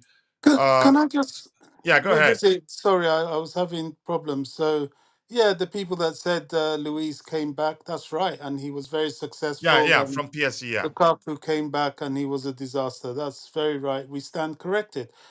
This issue of the centre back, that's quite interesting. I mean, personally, I don't think it's going to happen. I think Maresca has settled on the centre back he wants. The only place I see that happening is if indeed they do move on the Sassy and, dare I say it, Badiashile for that Nottingham Forest left back. That wouldn't surprise me too much, although I think he may not be. I don't know. We just have to wait and see what happens because Chelsea have been flirting with him, and well, well, let's see. But it's kind of late. It is kind of late, and I'm not sure Maresca is somebody that wants to interfere with his group too much. You know, they've given numbers. They've left the number 9 available. To me, that's quite telling. I think if you haven't got a number, you should be worried. If you have, you shouldn't feel too comfortable until the transfer window slams shut, but it's unlikely that they'll move you out. Yeah. I think I agree with you. Tebe, ooh, nice to see you, my brother from the Medieval land. I do hope you're doing well, and thank you so much for finding the time to join us. Big up to you too, bro. Let's try and keep the topics online. I hope Chelsea win against Liverpool. Yeah, when we meet them. Let's see what else we have here. Keep dropping the likes on the stream. Anything else? Yes, people, go check out Tebeho's YouTube channel. Be sure to subscribe. Let's help him get to 1,000 subscribers as soon as possible. The link is there, as you can see. Let's see. Enzo is trying to create leaders in the team, and yes, he will rotate because we have so many games to play this season. Yep. And Ramesh is saying Pep has 5 captains. The least was posted after Gundogan left, and he's coming back. Yeah, that's shocking, really. Personally, I think it's Reese, Enzo, Levi Colwell, and Tosin. That may well be correct, but we don't know. What about Cole Palmer? Can he be a vice captain? No, not yet. Let him just do his thing. It doesn't come across as someone that can lead. Just let him do his thing. Be the game changer he is for us always. Keep dropping the likes on the stream, people. The likes do go a long way. We have 106 people watching, 53 of those on YouTube, the rest on the X, and 53 likes. Keep dropping the likes in the stream. Let's try and get it to 100 likes as soon as possible. And Mark Andre is saying Fofana ahead of Colwell. Colwell Wickling attitudes in play wouldn't earn him the respect of his peers. Wow, that's serious. I think he comes across as if he isn't ready yet. He against Man City, he wasn't that bad, but I'm not sure how to judge him yet. Overall, I'd still say I'd start Tosin over him. Just it doesn't matter whether they're both right-footed. I'd start Tosin with Fofana. Fofana being the more aggressive of the two, and Tosin being the more cool-headed of the two, and can lead the back line effectively because he can be calm, cool, and collected. If you want to add anything to those words, you go ahead. James Enzo, Levi plus 2 more. It's like we had JT Lambs, Balax, Droba, all won the Ampad. Yep, the Ampad at the time. Who's the captain? James is the top man there. Let's see, coach. That be some. Yeah, I agree with you, Murillo. I haven't heard anything with regards to our interest in his signature of late. I haven't heard anything, and I'm not too sure. But I don't think we need to sign another CB. That's just my opinion. Yep, we know that which was what led to this particular conversation. So let's move on to the next item. This is C. Tabaho, sorry, I think he's gonna leave. Okay, let's get to, what do I call him? Should I call him chameleon, elephant, or dinosaur in the room? Give that to the I already have it, Tobago. We're talking about vice captains. I already have the captainship. Yep. Raheem Sterling does not want to go out on loan or Saudi Arabia. here's how I read this. I'm gonna try to break this down the way we broke down, the way we analyzed the report. Again, you can say the statement from his camp after he was dropped from the match day squad. This is him saying, "I don't want to go anywhere," and this is as clear as it can be. Even the statement from his camp isn't a, you could say wasn't as clear as this, but this is clear. He's saying he doesn't want to go to Saudi Arabia. He doesn't want to go out on loan. He's saying, if you want me gone, pay me off. And hold on, I'm not done yet. There's another one here. So listen to this one. This one says Raheem Sterling is ready to work with the club towards finding a solution. What is the solution? Money. Did we not say this, Bobby? We say this. Now they've been clearer. They've been, you can say, more specific what they want. The only thing they haven't said is that if you want us gone, pay us off. You see how we started here. They made it clear here. I think this one here, that he doesn't want to go out alone. He doesn't want to go to Saudi Arabia, and now he's saying, "Yeah, but if you want us to talk, we can talk." Let me not paraphrase here. He says Raheem Sterling is ready to work with the club to find a solution. What's the solution? Once again, money. After slipping down the pecking order following the arrival of Pedro Neto and Joao Felix, forget this place. This place is just horse donk part of the paragraph. The most important aspect is this part, and the other one we address. The guy is just saying, "Pay me and we're fine." That's the solution. But let's hear you, Bobby. Before I go to Dante.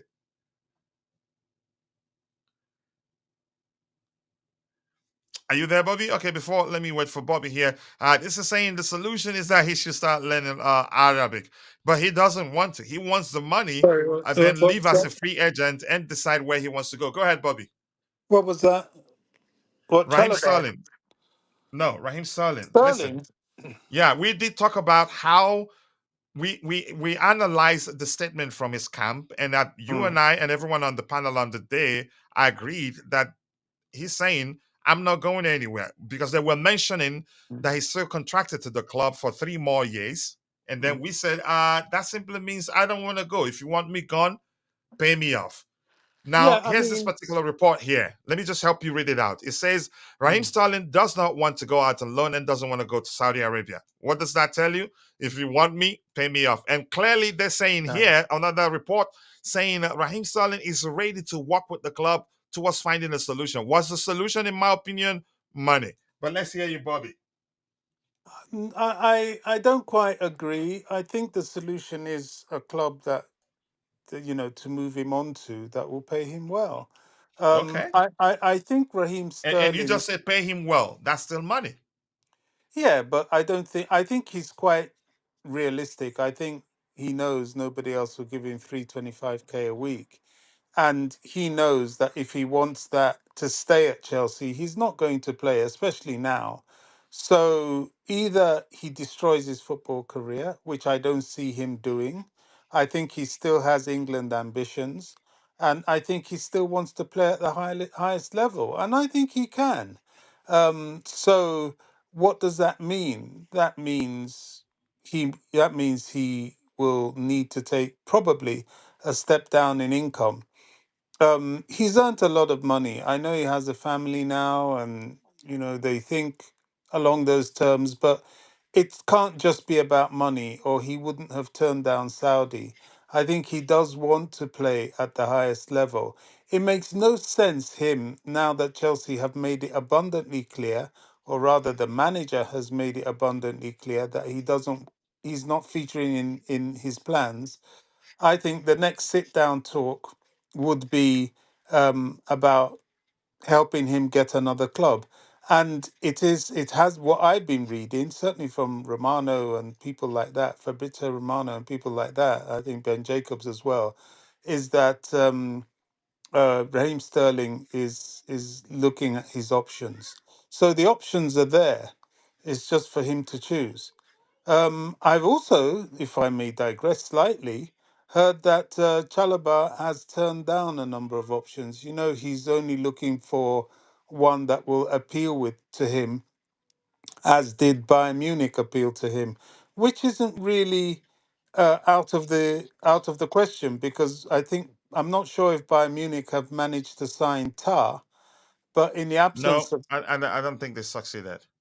so they may come back for Chalobah. That may be what he's waiting for. I don't know, but he's also said that he would be quite happy to fight for his place back in the Chelsea fold, which I wouldn't really advise him to do, because I'm quite sure Maresca is quite single-minded about his decisions. So let's wait and see. I would be surprised if Sterling doesn't move on. He has too much pride in his craft to take this without moving on. Who wants to be where people don't want you? Imagine what he'll do to his career if he doesn't move on and he's just sat there taking the money. That doesn't sound like Raheem Sterling to me. I don't like him as a footballer, but I haven't disliked him as a person, and I don't. I think he's a man that will try and be the best he can to keep going. He's Yeah. only 29 years old. Many people would still want him. Hey, Heston, I'm not. I know. I did. I'm not saying you said that. I'm not saying he's a bad person, bad person. I've always said, football is business for all parties involved, Mm. club owners and players. They will always, you could say, make decisions they believe that I believe are best for them. But let's see what Vic is saying here. Vic is saying Man United sold one Bissaka for 15 million, then paid him 5 million to leave the club. Yeah. Well, that's Man United, isn't it? No, but I'm saying it saves them money in the long run. So everything you can say, I think the club, for me, I still see this. Raheem, I get it. I'm not saying my argument doesn't condemn. You could say doesn't. It's not. I'm not arguing against your suggestion that he still would want to get a chance to play for England. I think you It's were the the one that said compensation you're yesterday. talking It about. probably feels like the firing, or you could say the departure of Southgate gives him another opportunity. I'm not saying that's the case, but money is important here, and in my opinion, I can be quite analytical when it comes to this sort of thing. I'd I think say I'd say the message he's sending to the club, especially this particular one here, and him, first it's of all, making compensating. it clear, I'm coming, that he doesn't want to go to Saudi Arabia and doesn't want to go out on loan. Mm. Yeah. And I, he I knows at 350, it'd be difficult to find a club in England or anywhere else that said, yeah, come, let's pay you 350. He wasn't like Cole Palmer last season. I'm coming, I'll come back to you. And then here he's saying he's willing to open to speaking with the club to find a solution. What is the solution? He's the one to decide where he wants to go. So I'm saying, yeah, money is involved. But go ahead, Bobby. You wanted to say something before we get to Dante. Yeah, you're right. I mean, his agents, I would think, may be pushing for some sort of compensation because he's going to step down in wages, and they made it clear in their statement that this isn't his wish, this is the club wish that he goes, that he has signed a contract for another 3 years, and he had every intention of honoring it. I see that. If you want to get down and dirty like that, well, it's not even dirty. If you want to play so close to the rules for financial reasons, I can see that. And I can see that would be the talking point he would have with the club. But once you start to go down that road, you're losing the support of the club, and you're negotiating hard cash with tough individuals. I mean, the sporting directors aren't no gimmies. The ownership aren't gimmies. These are tough guys. These are financially tough guys. And if you force them to compensate you heavily, you've completely lost their allegiance. And I don't, I think that is not allegiance to lose, to be honest. He still has to be diplomatic. If he wants some compensation, he has to approach them very politely, very diplomatically, and with strong points. And indeed, he has them. He could say, well, look, I did sign to stay. I intended to stay. The contract was offered to me by you, and I agreed. And this is a slight breach of agreement. If you come with that sort of language, then they will listen to you. And these are intelligent people. They will probably either find you some sort of monetary solution or help you to find a club that may be willing to pay you as much. It's unlikely, but they'll be on your side. That's the point I'm making. But if you come with them hard nosed, oh, you got to pay me and all that, then they will take a hard line on you, and you've made an enemy of people you really don't want to make an enemy with. So let's wait and see how it works out. I think they'll find an amicable solution. He still wants to play football. He can still play at the highest level for at least another 2 years, maybe even three. It's just that Chelsea, he doesn't fit. It's as simple as that. He himself will know that last season he wasn't that great. And if there's anything to go by, the funny thing is, his worst performance came against the team of the manager we have now. He saw that free kick that that Raheem Sterling took against his team. He saw that performance. It was dreadful, and I don't think it did his repertoire any good. So, time to move on, mate. And Yeah, and like let's you hope said, he could. Bobby, I think your advice, if I may call it that, is important. But I think he's made it messy already. Yeah, Um, he has, but it's not yeah, irretrievable. My advice to him is okay, what's been said, you find a solution to both help you financially and to help you in your career, but don't make enemies out of these guys. It's not a good idea. yeah. You could argue the behavior of his camp. You could argue was the reason why the club decided to give away his shirt number, even though he Yes. hasn't. He's still at the club.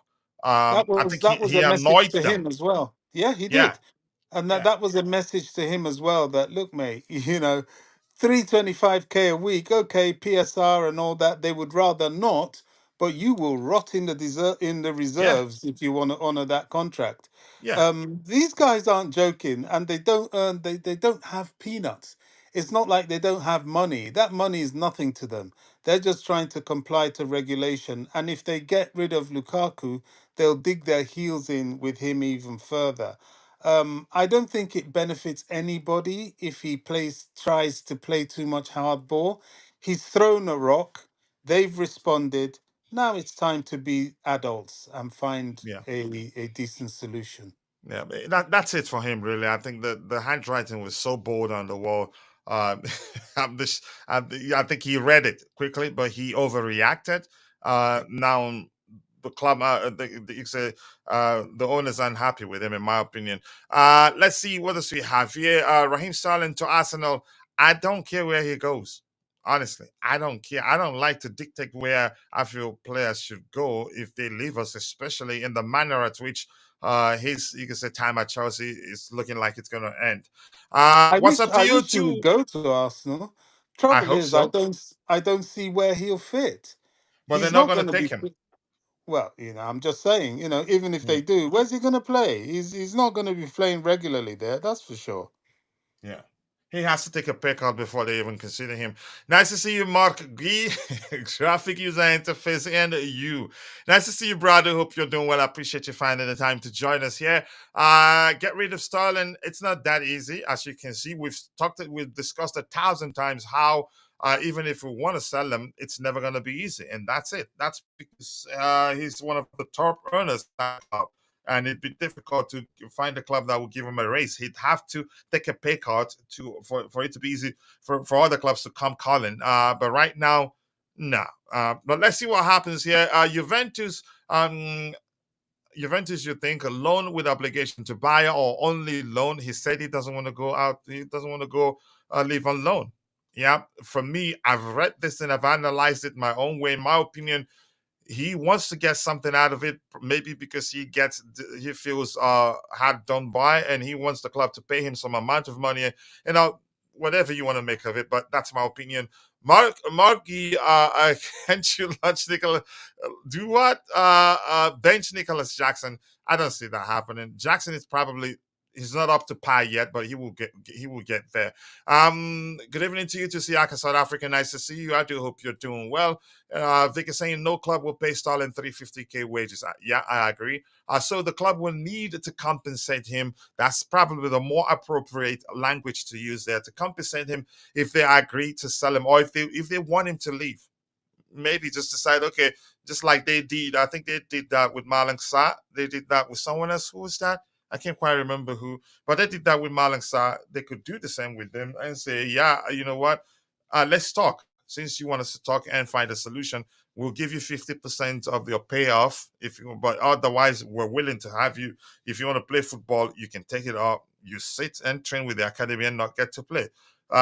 So he knows we're desperate to get rid of him. He knows that. And if it feels hard done by, then he's going to keep pushing what he's pushing, digging his heels and say, yeah, I'm not going anywhere. He probably knew it was gonna come to this, because he started saying that he wants to stay and fight for his place since you could say 6 months ago. Yeah, Vic should do that. He should take a pay cut. Yeah, I've seen something suggesting he's willing to do that too. Terminate his contract. It's not that simple. If it was easy, we'd do it for a lot of players. We'd do it for Ben Chilwell too without wasting time. Free Chalobah, let's see what happens. Yeah, terminate a 3-year contract on those wages. Yeah, good luck. We're not gonna do that. You already know. Anything else? Anything else? I'm gonna go to the very bottom so we can address the next item we have lined up here. And Vic is saying, talking to Nehe there, like I said, I was telling Bobby the other day about Chukwuemeka. The club needs to save money overall. That's their objective. And I think, Bobby, the same day I agreed with you. And Chukwuemeka, he's been struggling with injuries, and that's probably something the Yeah, club considers. Yeah. yeah. I mean, just like you, coach, I have players that I really love and that I believe are good for the club. I can run, the whole list. Ruben Loftus-Cheek, I never wanted him to leave. Everybody knows that. Conor Gallagher, never wanted him to leave. And the same now with Chukwemeka, Chalaba. I'm not for them leaving. However, if the club has made up their mind and they are going, I'm not going to be one of those that's going to turn on the club and be going on for years about something that's inevitable. Now, to my understanding, Chukwemeka they're still slightly undecided as to whether to keep him in the squad or to move him on. I think part of that is that one, he is a good player, and Maresca sees that. Two, his wages have proved a little bit problematic, and maybe a selling point might be to keep him for a year, get him to prove himself in whatever game time he has, advertise himself, which will increase his value, and encourage people to pay those wages. This is in my humble opinion. I don't really know the ins and outs. All I know is that if he goes, I'll accept it. It's as simple as that. Do I want him to go? No. But if he goes, it is what it is. Mine is Chelsea. These players will come and go. Chelsea's here to stay. And mine is that whoever is here to stay with the club will take the club back to the giddy heights of the top echelons of football. I don't really care for players that much to care for them greater than I care for the club. Yeah, and here's the thing: I've seen people going back and forth, and Tobago, he says something similar in the chat here. Even after his numbers, you can say he removed Chelsea from his bio, and now Chelsea strip him off his numbers, and it's become an issue. Some people are saying it's not nice. I just don't understand. But Dante, let's hear you. But let me read Ekech's comment here. Ekech Chubika Martins, thank you for finding the time to join us this afternoon, my bro. I think Raheem Sterling needs to move on if the coach doesn't want him, unless he wants to kill his career forever, because everybody must not play. It's really that simple, really. Bobby, it's business. If you want to force Sterling out, then you have to be logical. It's common sense, and he doesn't need to beg them, and he knows that we're desperate. He knows that probably the whole thing will end on his terms. And I'm going to say something I've said. I don't think he's probably too worried about his England chances again, because England has a lot of young players who are currently doing way better than him. A reporter at Sky News said Chelsea Football Club are sabotaging themselves by overspending on inexperienced youth, plus receiving little money by selling players to other clubs. That person must not know mathematics. So I'm I'm not going to say anything. But Dante, let's hear you. You've been listening to us.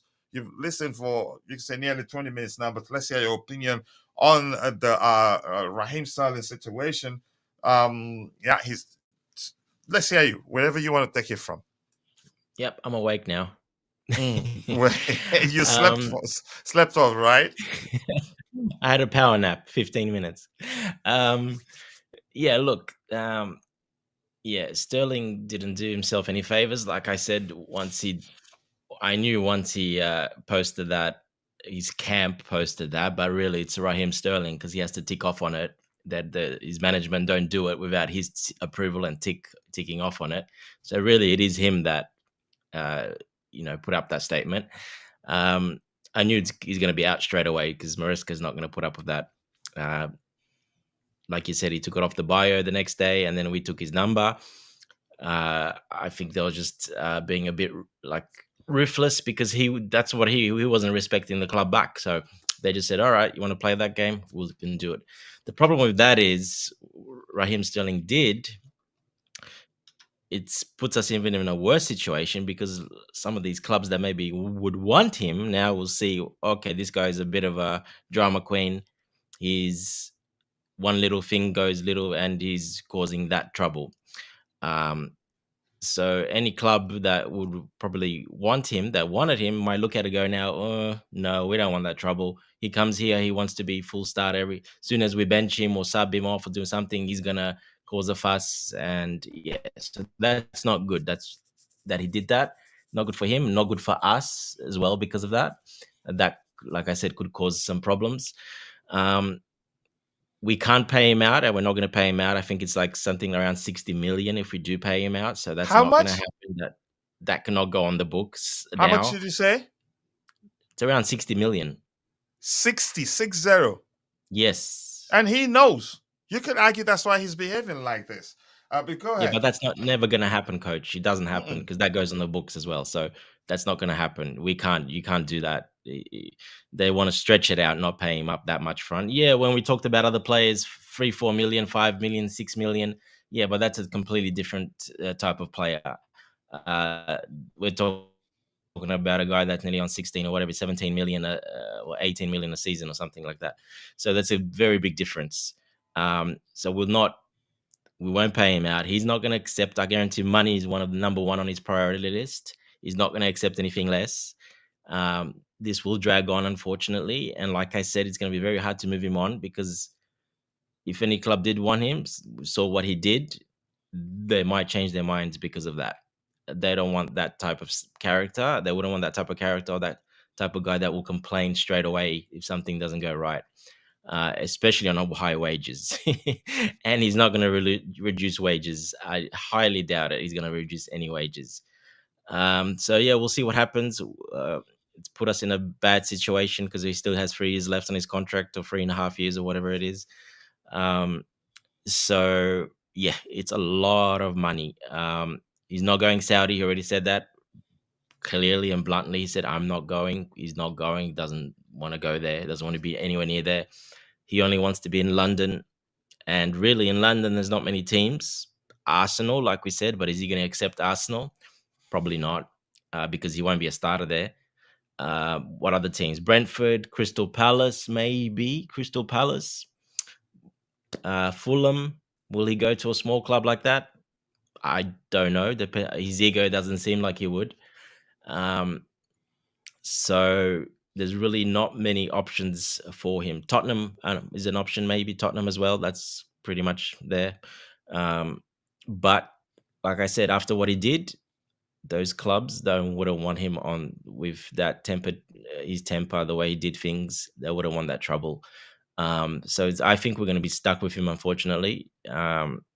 We'll eventually, probably right at the end of the window, find a solution, whereas he'll probably could go to one of those clubs and we'll probably have to pay half his wages, and the other club will pay half the other wages. But selling him, that's going to be very difficult. Yeah, and who is saying that he thinks the owners disrespect these players? No, I don't think so. Again, you're entitled to believe that that's the case. As for me, no, it's business. You don't keep employees you don't want because you're trying not to treat them badly. We're still paying them. Yeah, they're still Chelsea players. We just told them, we're just being nice. We said, okay, find work elsewhere if we're gonna use that term. But I don't think we have the right to just say, yeah, you're done, go away. No, there's a contract in place. But as long as the club is paying you, they're not withholding your payment. They're not. There's no ill treatment there. I don't know where people get that. It's football, and if we're gonna succeed as a club, if you truly believe that Chelsea is a big club, that's what big clubs do. Once you surplus the requirement, irrespective of how you prefer to define that, if you want to say maybe once the manager doesn't want you, that's it. No sentiments at all. If you become that sentimental, we're not going to make progress. We paid Barkley almost 6 million to leave. These guys are businessmen too. Yeah, business for all parties involved. The owners, the players. They want money. You want money. I get it. They're not in primary school anymore when the case is that they enjoy football too much. They don't even want to get paid. You, they just want to have fun. But right now, yeah. No, I'm back. But thank you. Keep dropping the likes, understream people. The likes to go along where we need the spaces in the squads.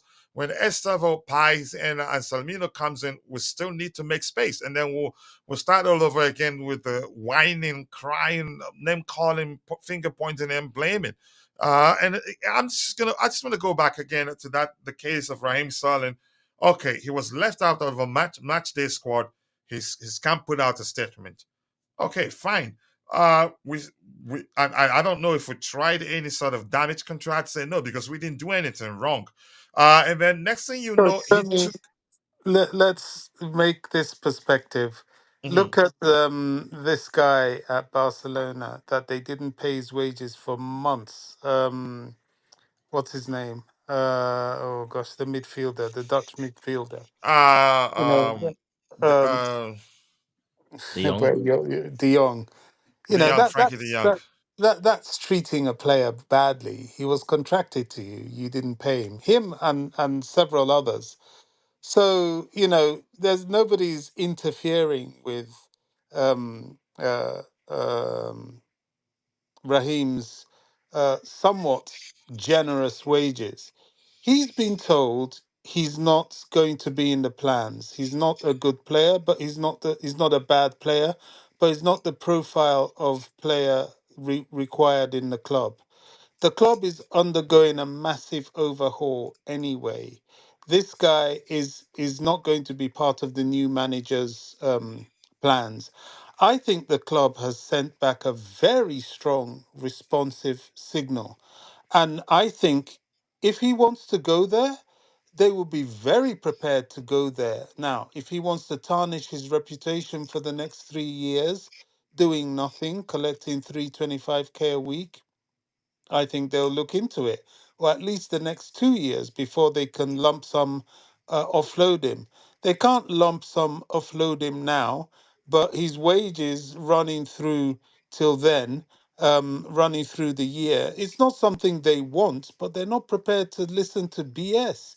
Just like with the Lukaku situation, he was told it's time to find a new club. So honestly, I think the club. Have responded. I think they've told him, look, we don't want to fight you, but if you want to go down that road, fine. And I'm for the club with this. I really am. I understand why he would like some sort of compensation. But I think going public, he's gone about it the wrong way. This could have all been done behind closed doors.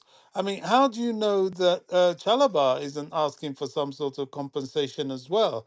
That's why he keeps publicly rejecting other clubs. Now, I don't want to stigmatize him. I don't know. And, I have no evidence of that. And there is no evidence of that, at least publicly.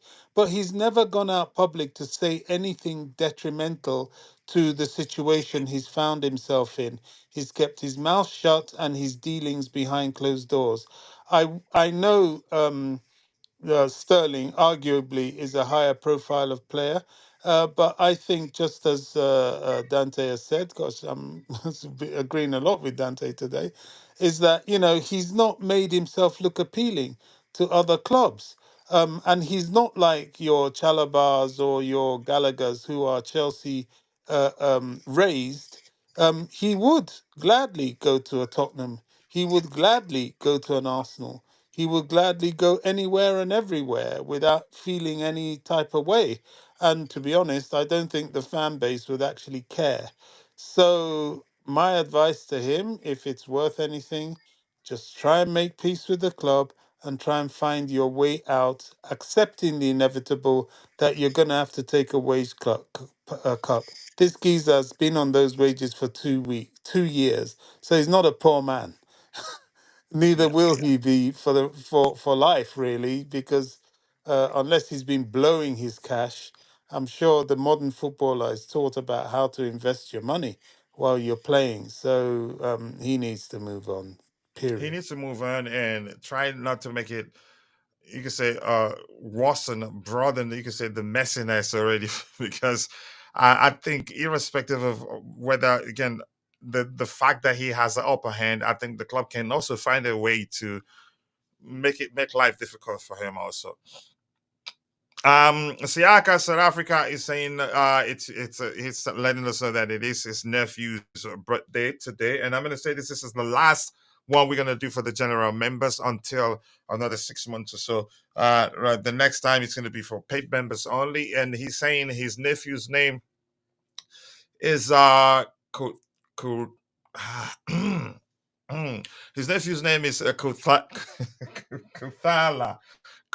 Kuthala. I don't. Kuthala. Kutalas. Kutalas. Kuthalas. Can you pronounce it? Tabeho, pronounce it again. Kutalas. Kuthalas. Talas. Ta. Kuthalas. Kuthalas. Yes, correct. All right. Thank you for letting us know. We remember you told us about your sister who takes care of you. We appreciate her once again. But thank you for letting us know. And Kutalas, happy birthday to you. And these balloons are for you.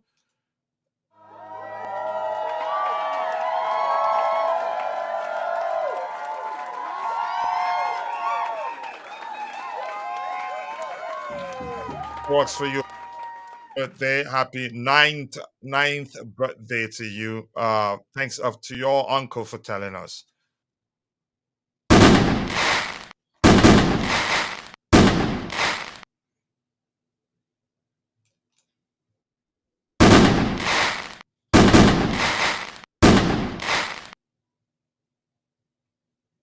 All right, once again. Okay, it's taking time. Once again, Kutala's happy ninth birthday to you. We appreciate you. Again, hopefully we get. I believe we'll get to celebrate your birthday when it comes around again. Thank you for letting us know, Siaka, South Africa. We have Vic saying, "Okay, just talking to Dante. I'm not going to read the back and forth between you and Dante there. Anything else here? Let's see. Before I go to Tobeho to hear his thoughts on the Raheem Sterling situation, Brody is saying, then just be straight up. Don't be on record saying he's part of the plan. Did he say that he's part of the plan? Even if it did say that, plans change. That's how I see it. That he's part of the plan. That's how you operate a real business. The club is going is going on with nonsense. Yes, then I think it depends on who you ask. Who you ask their view on the situation. Listen, we've seen players that have been left out of the match day squad and then see them next time in the team. It's that simple. So the whole thing, the first time we knew something wasn't right when he was left out of the match day squad, right? Nothing else. And then his camp were quick to put out a statement. There's no way, you cannot convince me that they weren't the ones that escalated the situation. Even if you were left, if I get it, he was left out of the match day squad, just shut it.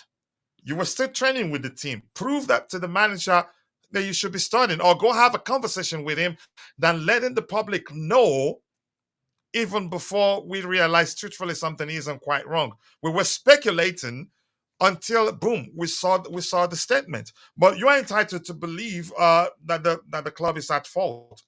You may well be correct, but in my opinion, he didn't handle it well. Can I just add to that, and I'm entitled to my opinion. Go ahead, Dante. You were saying something. Yeah, just can I add to that? What Bro That was Brody said there. Yeah.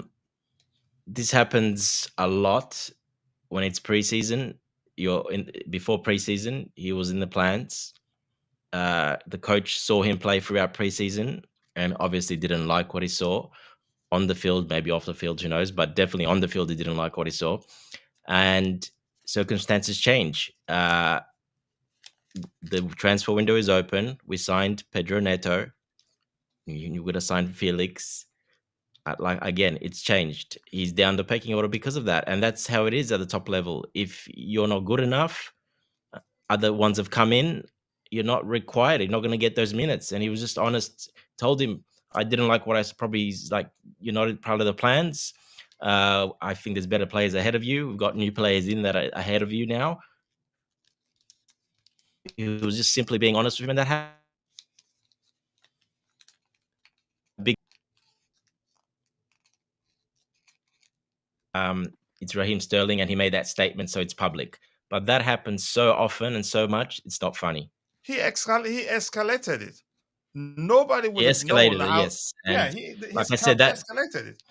That's bad for us, really. To be honest, that's not good for us because that puts us in the hole even more. And let's so the club have every right. Yeah, the club ahead. have every right to take away shirt number after what he did and how he reacted. We have every right to do that and banish him to train by himself after what he did. Yeah, and I'm not concerned. And he's saying, Brody is saying here, no, Chelsea have not made themselves look appealing. They look a hot mess. It depends on who you ask. For me, we're being as ruthless as we should be to get things under control. That's how I see it. Chances are you're correct. Maybe people see us as a hot mess, but I want to remind you the same thing was done to Florent Malouda, and nothing happened. And he was more productive to Chelsea than Raheem Sterling will even get a chance to be. So I don't think that changes anything. Players come if we go to a player, if we can afford that player's transfer fee, if we can afford to pay their salary, and that player feels like they can come to Chelsea and compete and become the starting player, they'd still come. And I'm going to give you an example. Pedro Neto, before he came, maybe you could argue that he probably knows he's better than Raheem Sterling, or maybe he's better than Mihailo Mudryk. But we had those two players, two of them, we thought that both would stay even before he decided to come. Jorgensen, probably, I'm quite sure he heard that Enzo Maresca wants to use Robert Sanchez as his number one, and he was eager to still come because the belief is there. So how the perceived ill treatment, I don't think the perceived ill treatment of Raheem Sterling or even Conor Gallagher changes anything about how Chelsea attract players. No, nobody has been maltreated. This is something that's been going on in football everywhere, and we've mentioned quite a few examples. So, but it depends on who you ask, and you're entitled to see it how you see it, and I see how I see it. Everybody else sees it how they see it. But that's by the way. Let's hear what you have to say, the Tebejo, on the Raheem Sterling situation. No, stop shaking that, baby.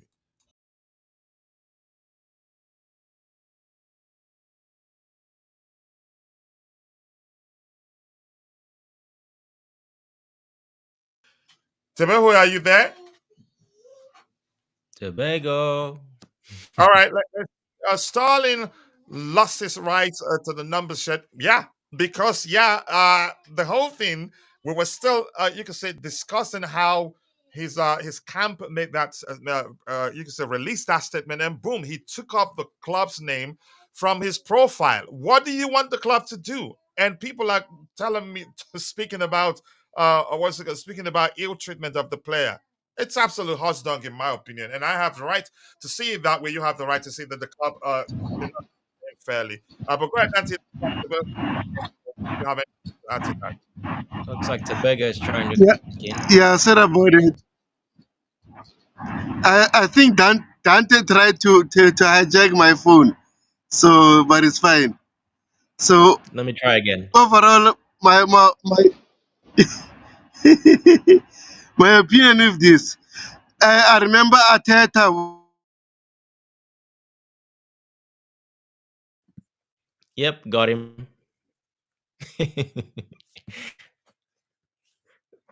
That worked out well. All right, I'm coming. Stalin. I think he was going to refer to Ateta and Ozil. That's another one. Indeed, Ateta and Aubameyang, another one again.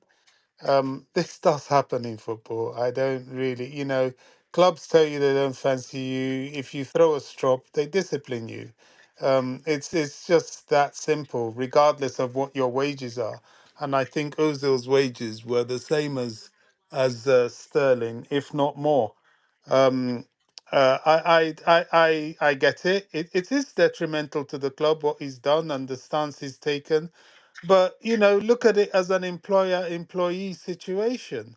If your employee decides to do something which you feel needs to be disciplined, you will discipline that employee regardless of whether you're paying them or not. You have a legal obligation to keep paying them, but that doesn't mean to say that they should be allowed to slap you around.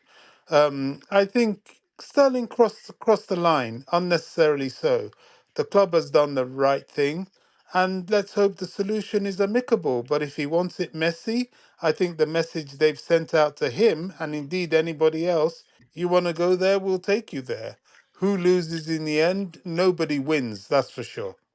And it's not just Talk about the about this, wages, Bobby. Bobby. Why It's are not why just are about people the complaining wages. about It's the fact that his number, short number, was given to Pedro Neto, and before that, he took off the club's name from his profile. Why are people complaining? Why is that an issue? Exactly. exactly, yeah. And yeah, people are seeing the chat saying it's about his wages, but it's footballing reasons first. Maresca is the coach, is the manager. He did not saw in preseason. None of us probably liked what we saw in preseason when we saw Raheem Sterling play. It was horrible. And he was holding the ball, dribbling, losing the ball, couldn't pick out, being selfish. Maresca saw that. He doesn't want that type of player. He obviously didn't listen to him. We saw Maresca in training drilling to the players, two touches, three, no more than that. Pass, move there. That Sterling did nothing like that in preseason. He did exactly the opposite. And I could see Maresca yelling at him on the sideline, but obviously Sterling didn't care because it's Sterling and he thinks he knows better. And yeah, uh, obviously Maresca made a footballing decision first. The rest he doesn't care about. It's not his problem, his wages. It's not Maresca's problem, his wages, what he earns, how many years contract. His problem is footballing. He made a Yeah. footballing decision that's Raheem Sterling is not good enough, and I don't want him to play. He's going to be down the pecking order. So he told him, and that's it. Adding to that further, this was one of the reasons, Maresca became the head coach. Full stop. People say, oh, it's to be a yes man. No, it's not. He is acting as the head coach. I will focus on the team. This is what I want with the team. You guys that are doing the buying and selling and all that, that's your problem. That is exactly what he's supposed to do. As far as his temperament and behavior is concerned, I am 100% Enzo Maresca. Let's see what the technical side of his outcome is. But his entire approach to this is perfect. It is perfect. The guy's not behaving like a yes man. The guy's behaving like a head coach.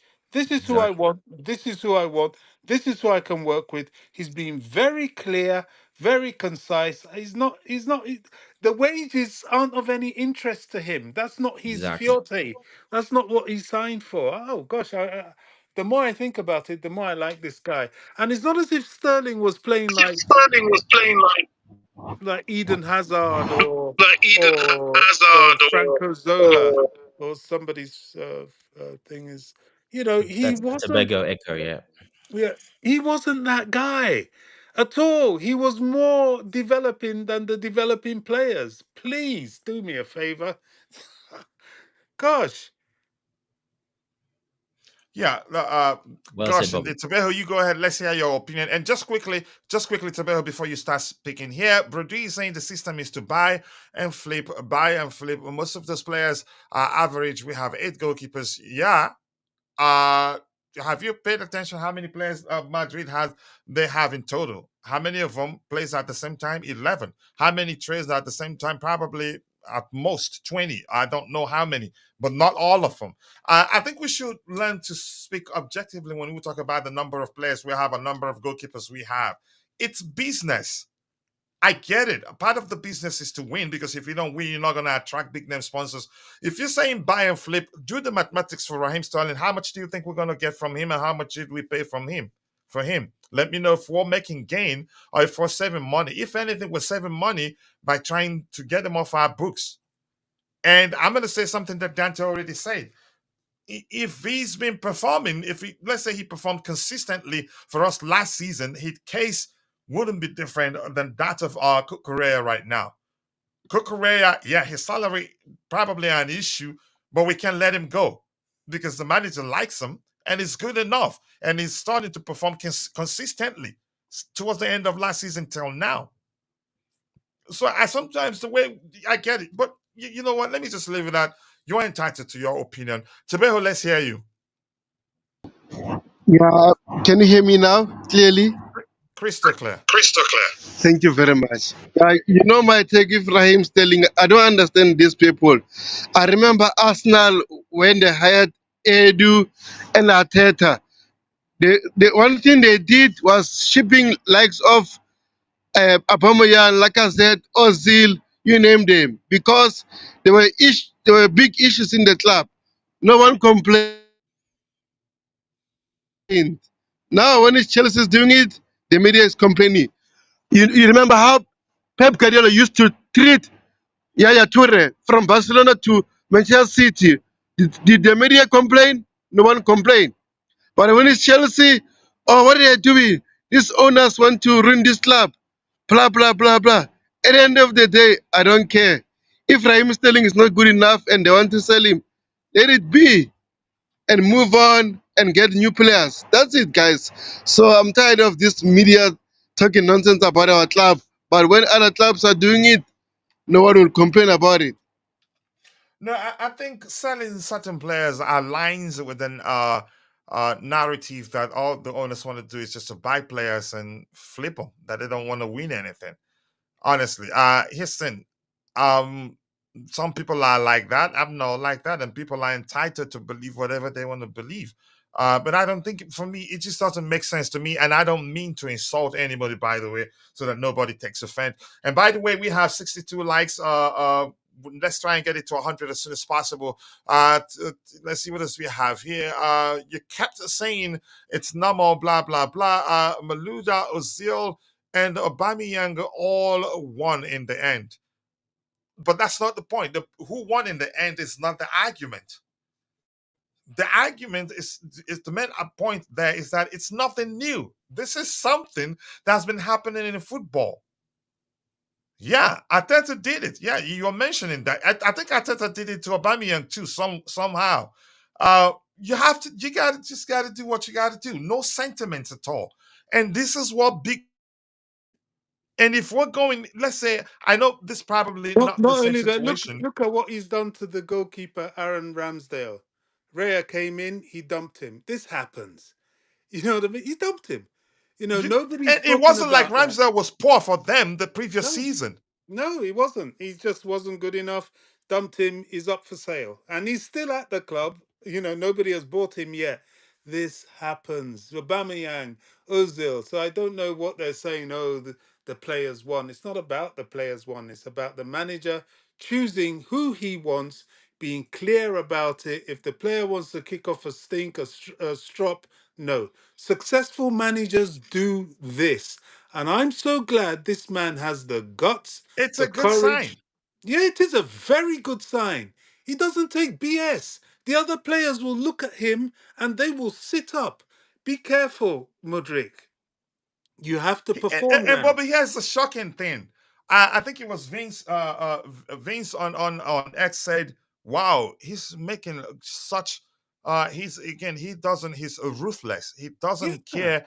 No sentiments. If he doesn't want you, he doesn't want you." Somebody said, "Yeah. He's just a front for the owners. He's doing what the owners want him to do." Even if that's the case, I applaud them for having the courage to say, you know what, I'm going to say it and bear the consequences. Yeah. No, I'm all for it. He's showing he's a disciplinarian. He's showing he's in charge. It's been a long time we've had that at Chelsea. Certainly, Potter didn't do that. I think, as much as I actually admired Pochettino towards the end with what he did with what he's got, he wasn't really, he was too much of a, oh, come here, let me wrap my arms around you. No, this guy is, listen, this is what I want. This is what I can work with. I'm sorry you don't fit the bill. There's nothing wrong with that. That's football. And, I am just like Tobago. I'm sick and tired of these media, the fans look, Kavi Solihull or Kaviho, whatever his surname is. This guy is a renowned Man United sports transfer pundit. He's into all these transfers and all that. But even Carvey on Sky Sports, he said, "Listen, I'm fed up with this." He's like, "Why are you? Or everything Chelsea does is wrong." And he sat down and explained everything, even the Sterling situation. I DM'd you the cut from Sky, coach. See what he said there. He completely tore it up. Yesterday, he tore up the whole thing about the whole way the owners. He said, "Look, these guys, they bought this club. They're trying to take it in a certain direction. They're trying to achieve something. Give them time. As much as we always ask for these managers, give them time. They're trying to establish their system of play. Well, give these owners time. They're trying to establish their model of club. Goodness me, it's all too much." The anti-Chelsea thing has turned into some kind of obsession from some quarters. Yeah, and I'm going to say this, Vic. This is a sensible argument. Let me be honest with you, like the argument. Comparison with Enzo and